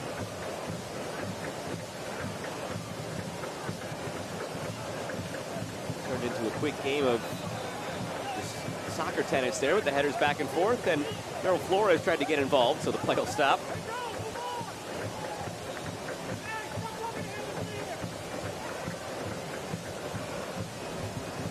Finn Sundstrom from Clayton, North Carolina, joined NCFC's academy at age 11. Through the system. Maldonado in for Burner. Josh Jones dribbling off that back line. Good tackle put in by Anderson. Burner looking through on the turn. Conway saved by Las. And out for a corner for North Carolina. Ill-advised, perhaps. Josh Jones trying to dribble off the back line, and it nearly cost them. Well, there's those decisions that you have to make in those moments. You want confidence, but you got to be smart in the area. There's numbers for North Carolina. It's a quick turn for Conway. Loss does well just to get behind it. Right there, willing runners forward makes it uncomfortable for Louisville City in transition.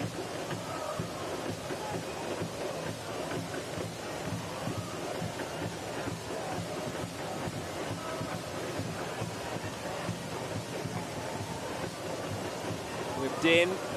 The short corner routine.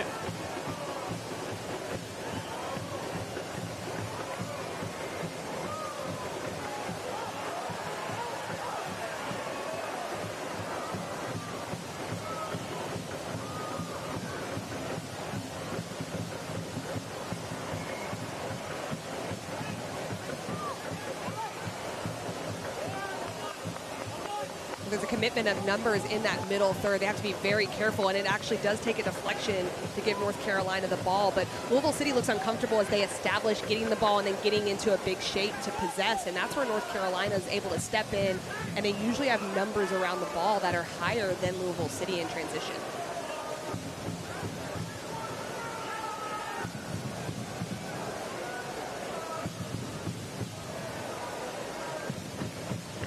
Carrying down the wing. Go Craig, Burner, one out of play. Now they're offside. The assistant referee indicating.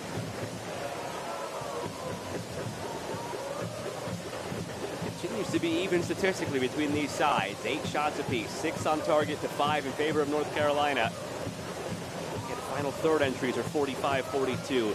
Touches in the opposing box are 11-10. Like, everything down the line is right in lockstep, which is exactly what we expected between these two sides. So evenly matched, playing such a similar style, embracing similar philosophies. Well, that's where details come into play. The playing till the ball was out, little things, the marking in the box, giving up set pieces, the over-rotation that Louisville had that opened up the space for North Carolina to score their goal. Lots of little things, and so for Louisville City, they need to be really careful building out of the back because North Carolina is trying to press in those moments, and those mistakes can often cost you.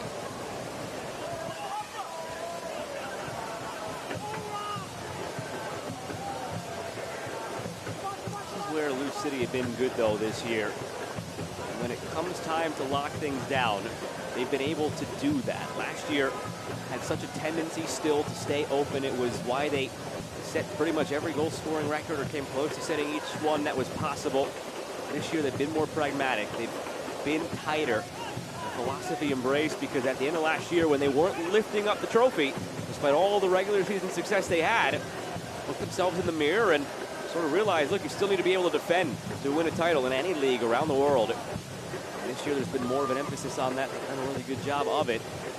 Have just about a half hour to go, but sloppy play.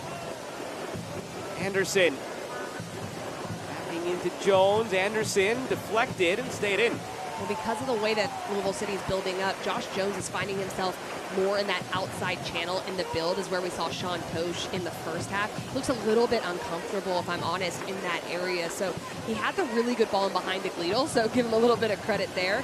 But I think that might be a bit of a blueprint for what he needs to look for more is bypassing quickly.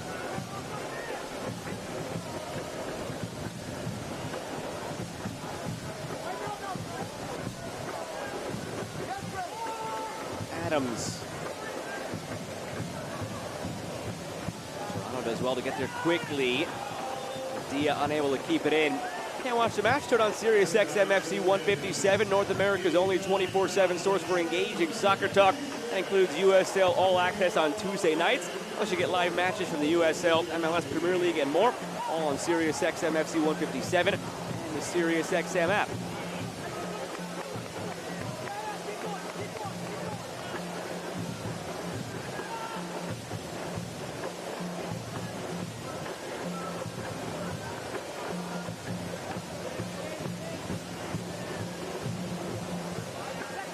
Looking long beyond the hour mark now. Good to have you with us on the Lasso Network with Casey White. I'm Joe Malfa. New City scored 5 minutes into the match. North Carolina retaliated a dozen minutes later.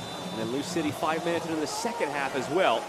Lambert and Goodrum with their goals. On the other side, Olex Anderson with the goal for North Carolina. It's his second of the season. Brad Hassan, their all-time leading scorer who had a dozen goals last year, is coming out of his slumber. Well, and it's very important to get the goal, but what I also liked was how much energy he had after that. He was still working before and he was causing some issues, but he really came alive after that goal and it just infused with confidence in the first half of this matchup.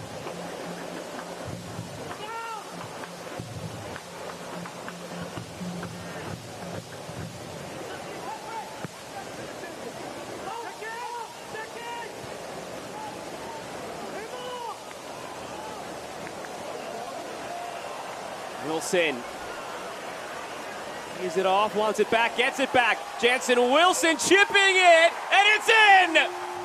A player challenged by Danny Cruz, answering the call. 3-1 Lou City.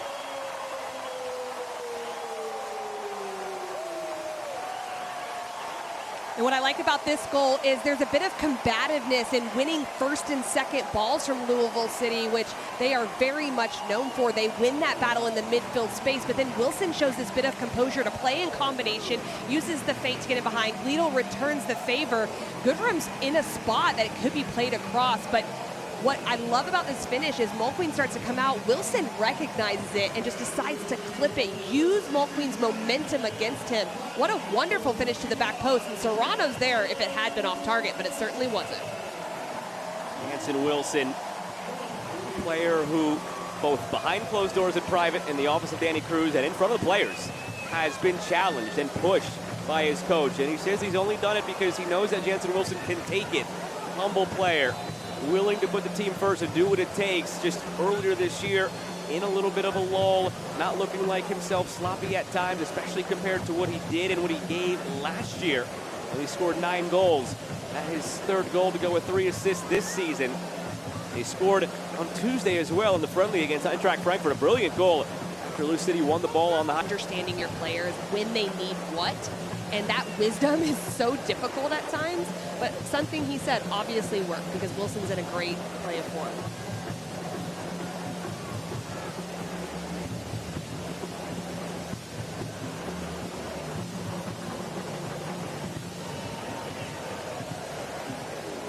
Long throw from North Carolina, bounces almost for Anderson. Still around, Anderson chested down. Anderson trying to battle for it like he scored in the first half. Anderson lost it.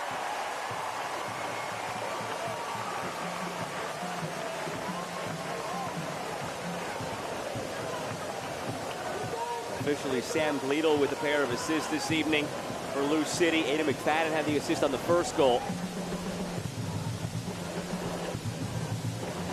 Gleadle subbed in at halftime now with those 2 assists.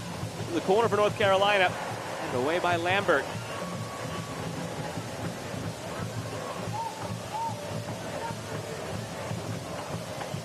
Loaded over the top by Mintz again. And it'll be a goal kick. Well, the halftime substitution definitely worked with Gleadle. I think it's his higher positioning that's really helped, and his service has been a huge benefit in the second half. Part of it, too, just stemming with that tactical shift as well, with Lou City building for more of a 4 and getting that extra body forward. It's paid dividends here. It has, and they have the natural help in behind if there is a loss of possession by having 2 players a little bit more centrally, and they can kind of float in and out of how they build, but it gives Gleadle that more advanced position, which just makes it uncomfortable for the wing backs of North Carolina that they didn't see in that first half. Football is here. Live your dream, rep your team, and play as your favorite USL Championship club. eFootball, free to play. Download now.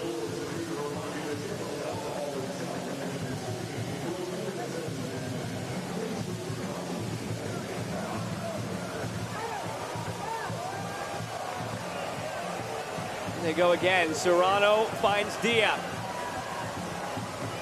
Dia squaring it back. Header wide from Goodrum.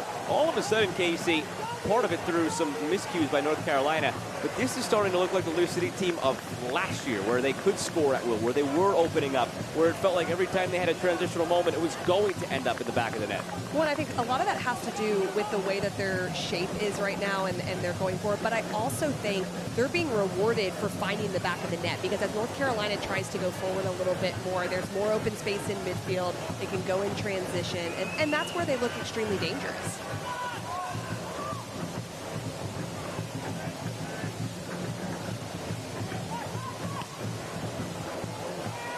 Drum chasing. Serrano there to enter a roster that was akin to probably what they'll start when their Bundesliga campaign begins in a couple of weeks. And that high press of Lou City gave that Frankfurt side fits, doing so now in the second half for North Carolina, and it leads to another Wi-Fi corner kick for the boys in purple. Well, you bring up that midweek game. A lot of coaches, a lot of teams worry about having those midweek games and what that can do, but I actually think it's worked well for Louisville City to be tested in that way, have some really good goals, and then come into another game immediately. Davila in swinger.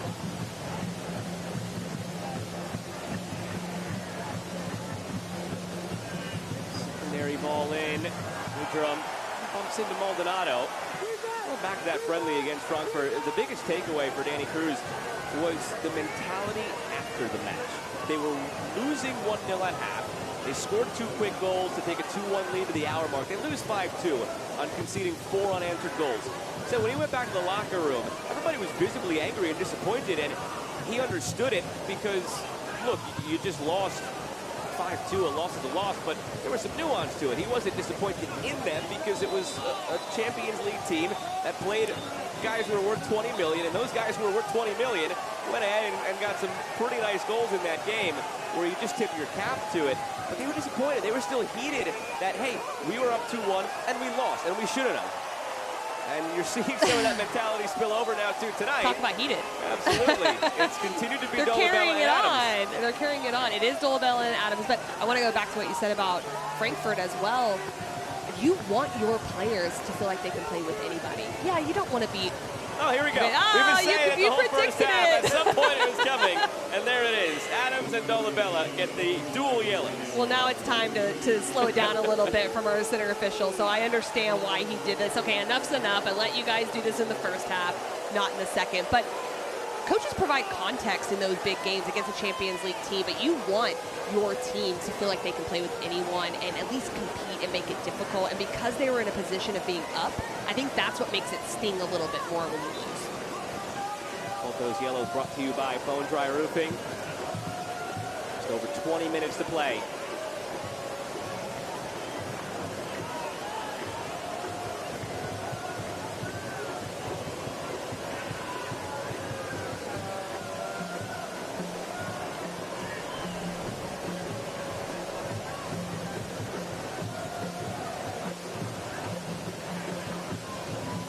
Long throw from Maldonado again.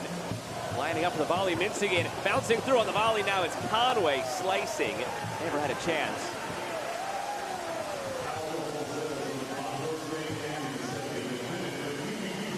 Starting at just $15 per match, you can visit LouCity.com to learn more.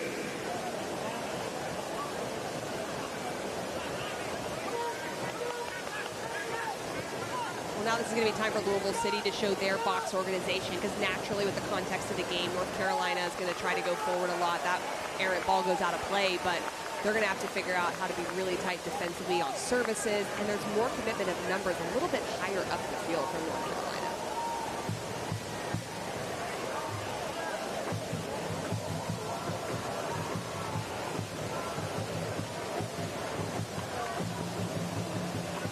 Week is the big Fill the Fam night for Lou City. Lynn Family Stadium routinely getting 5 figures for the fans in the park when they have that night. No accident it comes against Charleston this year. If I'm not mistaken, last year's Fill the Fam was that chaotic win against Sacramento. Finished with a stoppage time winner for Lou City by Wilson Harris. Where the eyes will start going for Lou City, so long as they don't have a collapse here in the final 20 minutes. This was their game in hand on the Charleston Battery, who had this week off. Coming into the week, 18 games, 41 points for Charleston, 17 games, 38 points for Lou City. They'll both enter next week with 41 points through 18 games. Lou City will enter in first because the first tiebreaker is head-to-head, and Lou City got the better of Charleston on the road earlier this season. Las takes command of his box.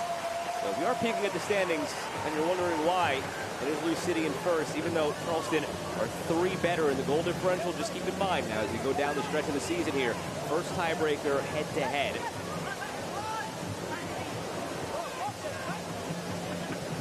These are important moments right there for Lou City. Davila has been more involved as well. Serrano keeping possession, beating the pressure of North Carolina FC. That just allows your backline and goalkeeper to breathe a little bit when you can absorb the pressure and keep it. I think Davila has been a big part. We didn't see him as much on the ball in the first half, and that's what I was kind of hoping for either of these teams, for one holding mid to take control more in that middle third. And a lot of why I think Louisville City's been more impressive in this second half is because of his ability to get on the ball.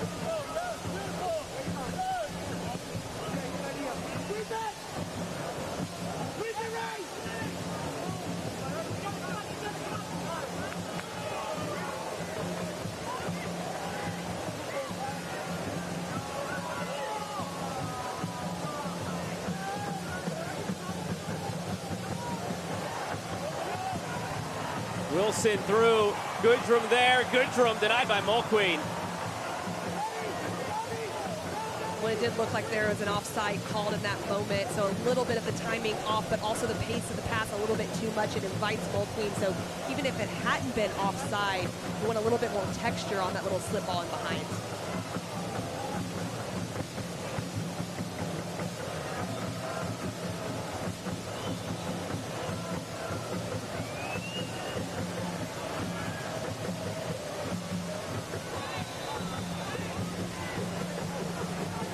It goes Lou City's way.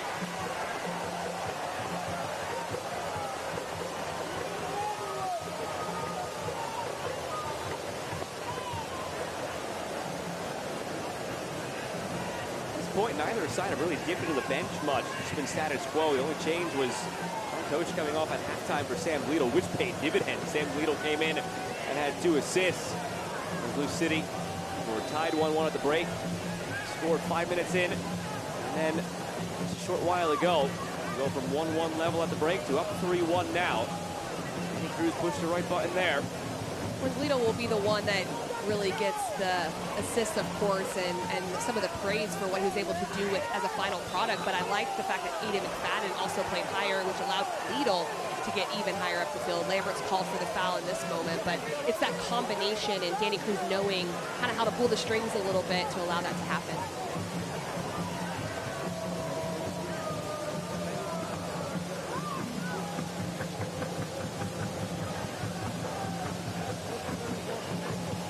Interesting to see these last 15 minutes for North Carolina, and chatting with John Bradford about some of the biggest differences between this team this year, which has double the amount of wins already as last year's team at this point of the season.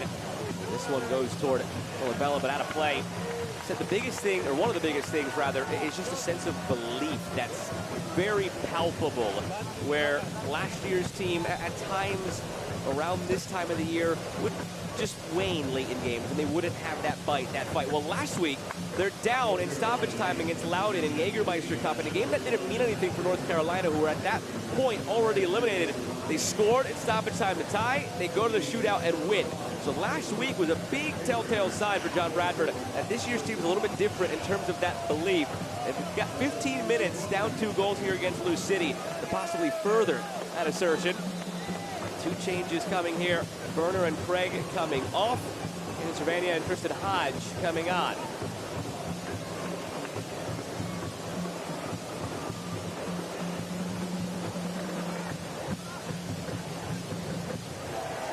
Some brought to you by Kentucky Lottery. Fueling imagination, funding education, Kentucky Lottery.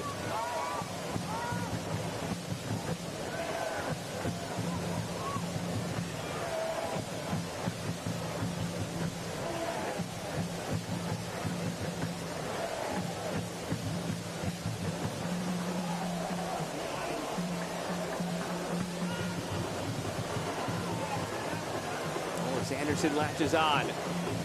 Anderson early ball, back post over the bar.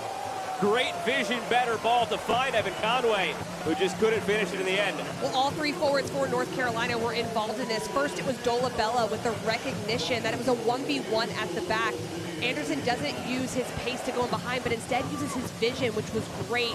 Conway is trailing the play. McFadden does just enough. When you slide in that moment, you throw off that attacker enough to not be able to get it across frame.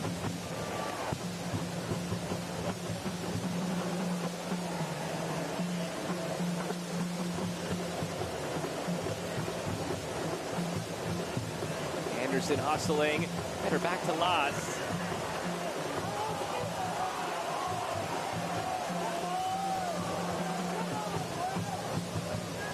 Laz put a little bit of a forearm into Olex Anderson, and then Anderson realized he was actually in the wrong for impeding on a goalkeeper at the end of that and went to apologize. Damian Laz was actually the one who waved him away. So a lot of different things are bubbling up all around the field. These teams, I think, are probably both happy they won't play each other again until the playoffs. That's the big caveat here. This is the second of 2 regular season meetings. They've met in Jägermeister Cup, so unless it's a playoff meeting, these teams won't meet again. And the way it stands, it's a pretty decent chance these teams could be meeting in the postseason. It's one of those that could line up as a second-round matchup as things stand. standings right now. Lou City in first, North Carolina in fourth. So in theory, if you had chalk in the first round of the higher seeded teams all winning, it would be Lou City, North Carolina 1 versus 4 in the second round. So there's a pretty high possibility that these teams do meet again in the playoffs, which is where North Carolina's season ended last year here on this field in a tight 3-2 win for Lou City. And after what we've seen today and what we saw in their 2 meetings in late June, sign me up.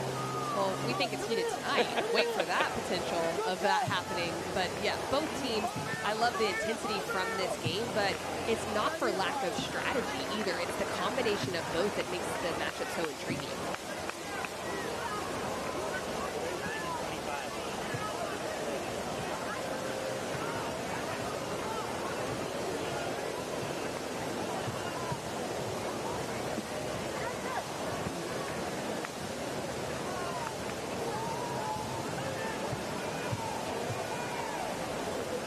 This time of the match that typically do see Danny Cruz dip further into the bench. Evan Davila, player who sits in the middle of the midfield or can stretch out and join that top line of a set of fresh legs would make sense. Cameron Lancaster could make sense. Has some fresh legs for Philip Goodrum. As they look to see this one over the finish line, up 3-1. Serrano through, Lambert there. Lambert patient, got it blocked. And it will trickle out for a corner. Another Wi-Fi corner kick here for Lou City. Well, Lambert was definitely trying to find a little bit of a window of space, a half yard, to be able to curl it into that back post area. I think this is a nice evolution for Louisville City. They're getting a little bit more possession. North Carolina FC is having to really chase to even get opportunities to go forward, where we saw in the first half where North Carolina really changed the trajectory after they gave the goals.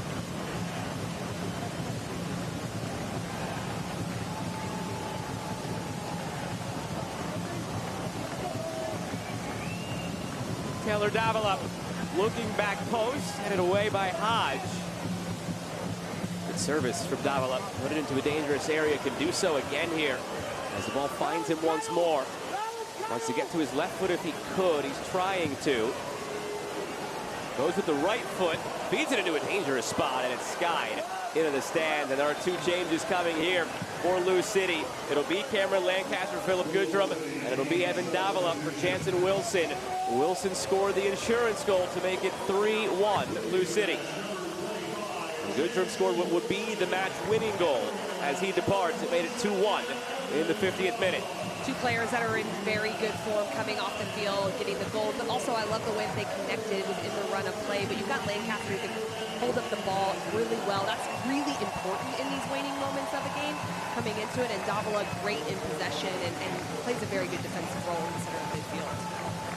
Ahmad Alcock will be coming on as well for North Carolina. His first year as a pro, it'll be his 12th appearance. Another Tar Heel out there for you, Casey. I'd love to see that. Thank you for mentioning it. I might have mentioned it myself if you did it, so I love that.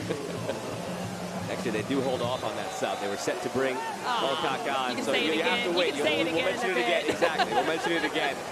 They were ready to push him on, but they only allowed the 2 Lou City subs in that interval. And those subs brought to you by Kentucky Lottery, fueling imagination, funding education. Kentucky Lottery. You want to take it?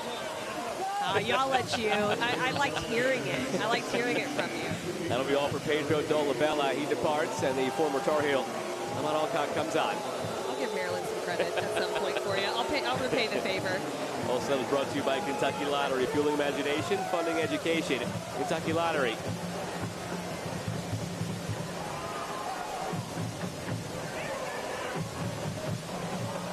Clipped in, back stick, looking. It was Alcock who delivered that ball.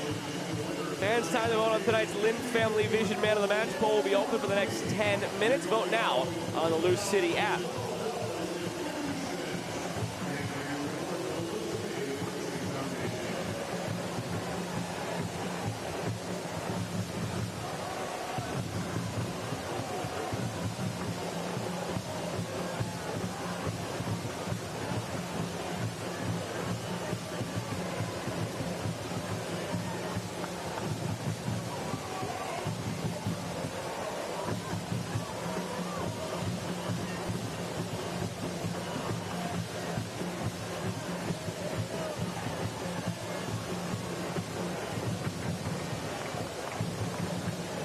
play a bit more end-to-end. North Carolina FC just trying to do anything they can to play it forward, but I think Louisville City's done a good job of choosing when to go forward and when to keep it. Played through, flag stays down, great challenge put in. Otherwise, Cameron Lancaster might have had a moment here.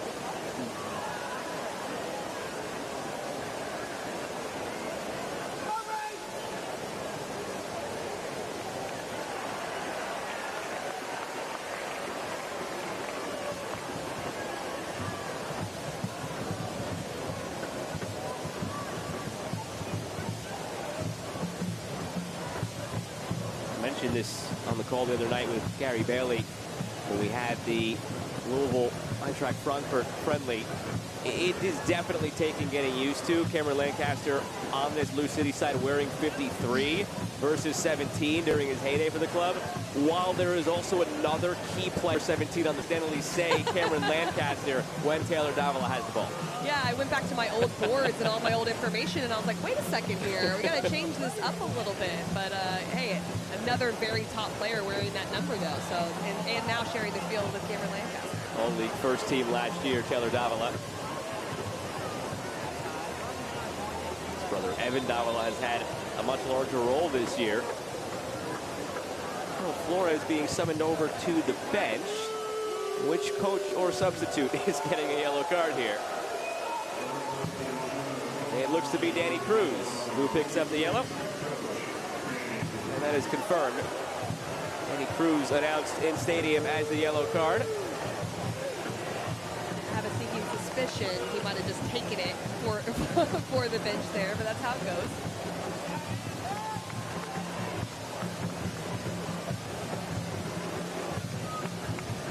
Stranger thing, it just comes down to so many key moments. And it's just that one time they switch off at 1-1. Maybe getting one back, you know, the offside flag comes up. But switching off at a moment where multiple defenders thought the ball was out of play. Play to the whistle. Philip Goodrum and Lou City did. They made it 2-1, and the game changed from there. 2 set-piece goals against for Louisville City last time out versus North Carolina. That completely changed the game. It cost them 3 points. It gave the 3 points to North Carolina FC. It's completely flipped tonight. All in the run of play, those moments, but it really comes down to how you are in each penalty box. And tonight, the box organization piece for North Carolina has just let them down.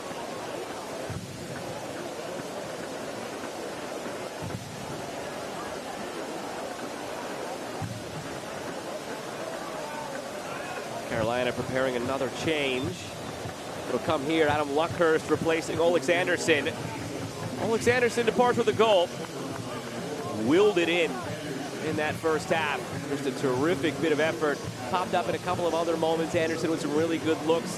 Had a conversation with John Bradford, the head coach, about Olex Anderson. They feel it's coming. He gets a goal tonight.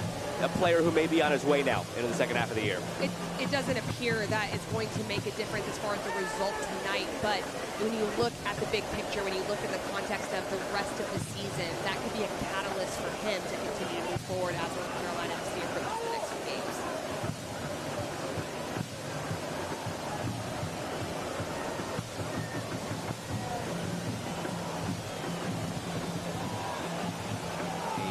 Kick given to North Carolina.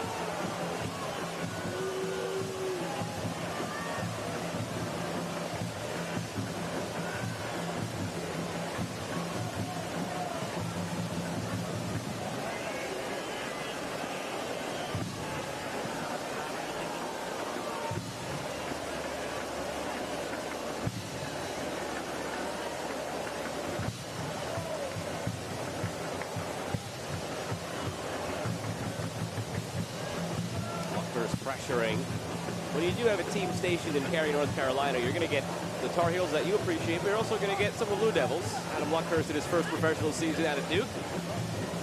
Got to keep it a little bit even, right? I could have said different things, but I'll go with I that. did scoot my chair a little bit further away from you after I said you that. had to do it. Adams carrying, finds Serrano. Ray Serrano back post. The capper for Lou City. It's Evan Davila off the bench, making it 4 for the boys in purple.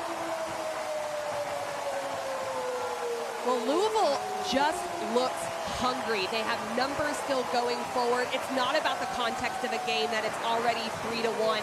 It's what do they expect out of themselves. And you can see it, you can feel it. Kyle Adams probing, driving into this space from his center back position, playing it wide into this area. It's Serrano again with the service. I love the run in front from Lancaster. It distracts. He gives everything he has, can't quite get there, and Davila is there to clean it up. Davila has been used mainly as a 6 this year for Lou City out of necessity, and he's taken to the role really nicely. But he's naturally a winger or an attacking midfielder.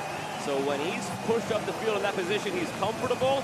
He shows it there. It's his first goal for Lou City this season.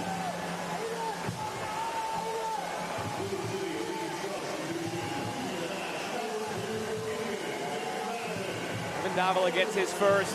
Had an assist last year, but never appeared on the score sheet in his 7 appearances. You could see it in the celebration, what it meant to him. Now a couple more changes for Lou City with this game fully out of reach. And McFadden will depart. And then Days takes his spot. 16-year-old. McCabe came on as well. All subs brought to you by Kentucky Lottery. Fueling imagination, funding education, Kentucky Lottery.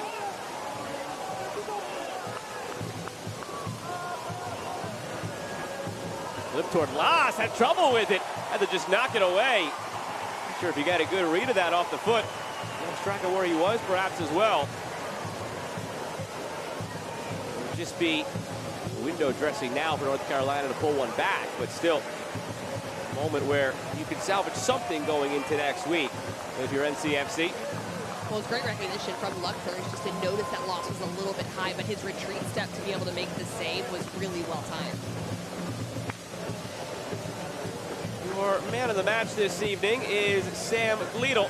Came in off the bench at halftime, produced 2 assists. Your Lynn Family Vision man of the match. Another right button push by Danny Cruz, shifting the formation a bit in addition to the personnel shift.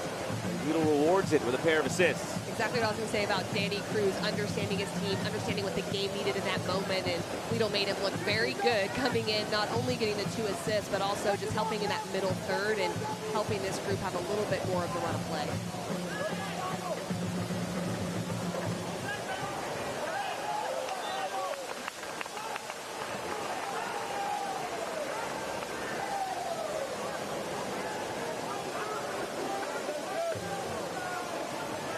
3 minutes of stoppage now, this game in hand, so it's a good opportunity to chat a little bit about Brandon Days, who just came on there for Lou City. Teenager, 16, son of a coach, a player who's come up through this Lou City system now. And Danny Cruz, I don't know that I've heard him talk more highly about one of the young players that's come through their system. Jonathan Gomez came through, went to Europe. Joshua Winder, center back, came through, went off to Europe. Elijah Winder was transferred to LA Galaxy for the largest USL to MLS transfer this season. So they've had a lot of top players come through. He said Brandon Days is further along than all of them at this age here at age 16. He said he already has first-team athleticism. He reads the game well. Just trying to get him a little bit more vocal and directing the players in front of him as a center back. You need that, and trying to work on some of the long diagonals that they have to hit in their system. But they feel he's ready to play and step in, and he looked confident when he started in the friendly back on Tuesday against Eintracht Frankfurt. Well, it's pretty amazing when you're talking about someone as young as him and you're just picking out, well, long diagonals and things like that as he looks to penetrate through midfield. But also, Danny Cruz talked about the confidence he has. It's just that vocal piece that, like you said, that they'll continue to try to improve. There was a moment early in the game against Eintracht Frankfurt where he tried to dribble off the back line through 3 defenders, or 3 players on that front line of Eintracht Frankfurt who were still in the counter press, and he lost it, and it turned into a chance for Eintracht Frankfurt. But Danny Cruz said he came out of that moment actually smiling rather than being mad at the kid, because it showed him that at 16 years of age, going against a Champions League team coming up in the upcoming Champions League season, and he just was unfazed by it. You can't teach that lack of fear, is the way Danny Cruz put it. Everything else you can coach up. That you can't, and he has that. It's the intangible. That's what you want. You don't want to take that out of a player by telling them not to do that, because as they get older, they're going to naturally understand the positions where maybe it's not the best decision to do it, but more often than not, a player in his position is going to have to understand how to probe and how to shift defenses, and so they want him to continue to work on that. We see it right there. I love it. And he dinks it through. Adams. Dia. 3 minutes stoppage come and gone. And a watch from North Carolina, and it sets the stage that fans were looking forward to. Next week, Lou City, Charleston Battery, tied on 41 points at the top of the Eastern Conference. They have to feel really good, not only having the points, but also the performance that they had. The difference in the first and the second half was the efficiency on the chances that they created, and not having the ability to let North Carolina dictate play and going forward like they did in the first half. With that Lou City win, you could head to Penn Station to get a free sub with the purchase of another. The offer valid the following day after a win. Head to any participating Louisville area Penn Station location to redeem and say Lou City won at checkout, or use promo code LouBogo25 online. And with that, we'll take a look at tonight's move of the game presented by Toyota. Had a lot to choose from on this night, but we'll pick the game-winning goal for Philip Goodrum. It was the combination of verticality to be able to play, and also in possession, a great finish from Goodrum. This proves to be the game winner off of Lido, but the part for me that was so important here was that Louisville City didn't stop. North Carolina FC did, and it was the difference in a game and a turning point. Had 3 players ball watching, 2 raise their arm, trying to indicate to the assistant referee the ball went out of play. Stayed in. It went into the back of the net. It made it 2-1. Jansen Wilson tacked on another from there. Evan Davila later to make it 4. And Lou City celebrate all 3 points this evening. We're back in a moment to wrap things up from Lynn Family Stadium.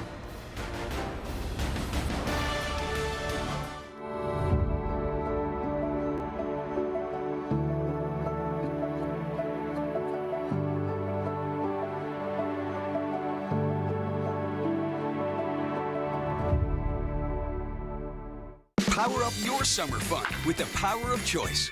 Toyota's lineup offers the most electrified hybrid and all-wheel drive choices out there, like the built in the USA Tundra. Now get 1.99 APR financing on a new 25 Tundra, or $3,000 customer cash. Or lease this new 25 Tundra SR Crew Max for just $419 a month, with 2 years no-cost maintenance. That's the power of choice. Toyota, let's go places. At Kroger, you never compromise. You get up high quality like bread baked in store and down low prices everywhere you turn. Up high quality that's guaranteed fresh, and down low prices on over 1,000 items. With quality and savings that keep adding up, hand it to Kroger shoppers. You never compromise. Kroger.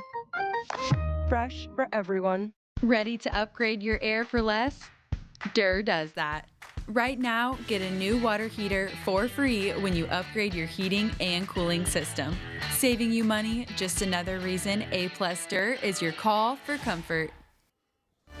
Celebrations ongoing down on the pitch here at Lynn Family Stadium. Lou City 4, North Carolina 1. They continue their winning ways at home, 23-1-2 since the start of the last regular season for Lou City. Here's how it all went down. Well, it would be in the wide spaces where Louisville City would get going. McFadden on this back post area off the service from Serrano keeps it alive, and Lambert starts off the scoring. Off the right side would be where a lot of the assists would come, and right there is where they started it to take the lead against North Carolina. But quickly, North Carolina would respond. They would look to go forward. The space vacated from Kyle Adams, who was in the attack, was found. Minsigan in behind. He plays a great ball in to Olex Anderson. The initial save happens, and he just dives to make sure it goes across the end line. Great response, really tight first half in every facet. We would go to the break at 1-1 in a very even game. Every stat you could have possibly looked at after 45 minutes was either tied or just one off in either direction. This is that big moment we showed you moments ago as the difference maker. Caught asleep at the back, North Carolina, and Goodrum gets the goal. Well, this was the one personnel change, was Gledo coming in, everyone stopping on this run in behind. It looked like it might have gone over, but too close to call. Goodrum continues, takes it out of the air. It's a great finish inside the 6-yard box for the game-winning goal. Then in the 62nd minute, just too many bouncing balls. Paco Craig doesn't clear it. Wilson picks it up, plays in combination with Gledo again, gets his second assist since coming in at halftime, and a great little touch and finish from Wilson. And at that point, it was all Lou City. They were knocking on the door for more. North Carolina tried to open up, and they would eventually put in that fourth. Well, this was a fun one because they go down the left side this time. Kyle Adams in a more advanced position plays this ball in behind it. Serrano, who was involved in the first goal. Still 4 runners going into the box. Lancaster makes it possible for Evan Davila at the back post. 2 runs. It misses the first one, but Davila is there to put it away. Big for the standings for both of these teams here this evening. For North Carolina, we'll start there. They had an opportunity to distance themselves from Pittsburgh and to leapfrog Loudoun. That opportunity went by the wayside, and now the Riverhounds are tied with them on 26 points. It's key because 4th is the final home playoff game spot. Pittsburgh on their heels. But Casey, we have, I think, what a lot of fans were looking for next week when Lou City hosts Charleston. Through 18 games, both on 41 points, it'll be a match for first place. It's definitely drawn up to be a very exciting game when they've closed that gap and leapfrog because of the head-to-head piece. That'll definitely be a fun one coming up. North Carolina next week will be at home against the Tampa Bay Rowdies, and your night of USL Championship on Golazo Network is not finished yet. You could stick around. Phoenix Rising hosting Birmingham Legion. That's coming up at 10:30 Eastern Time here on the Golazo Network. That'll do it for us here from Lynn's Family Stadium. For the crew that makes this possible, broadcast partner Casey White, I'm Joe Malva saying so long for now. Lou City take it 4-1 over North Carolina. Good night, everybody.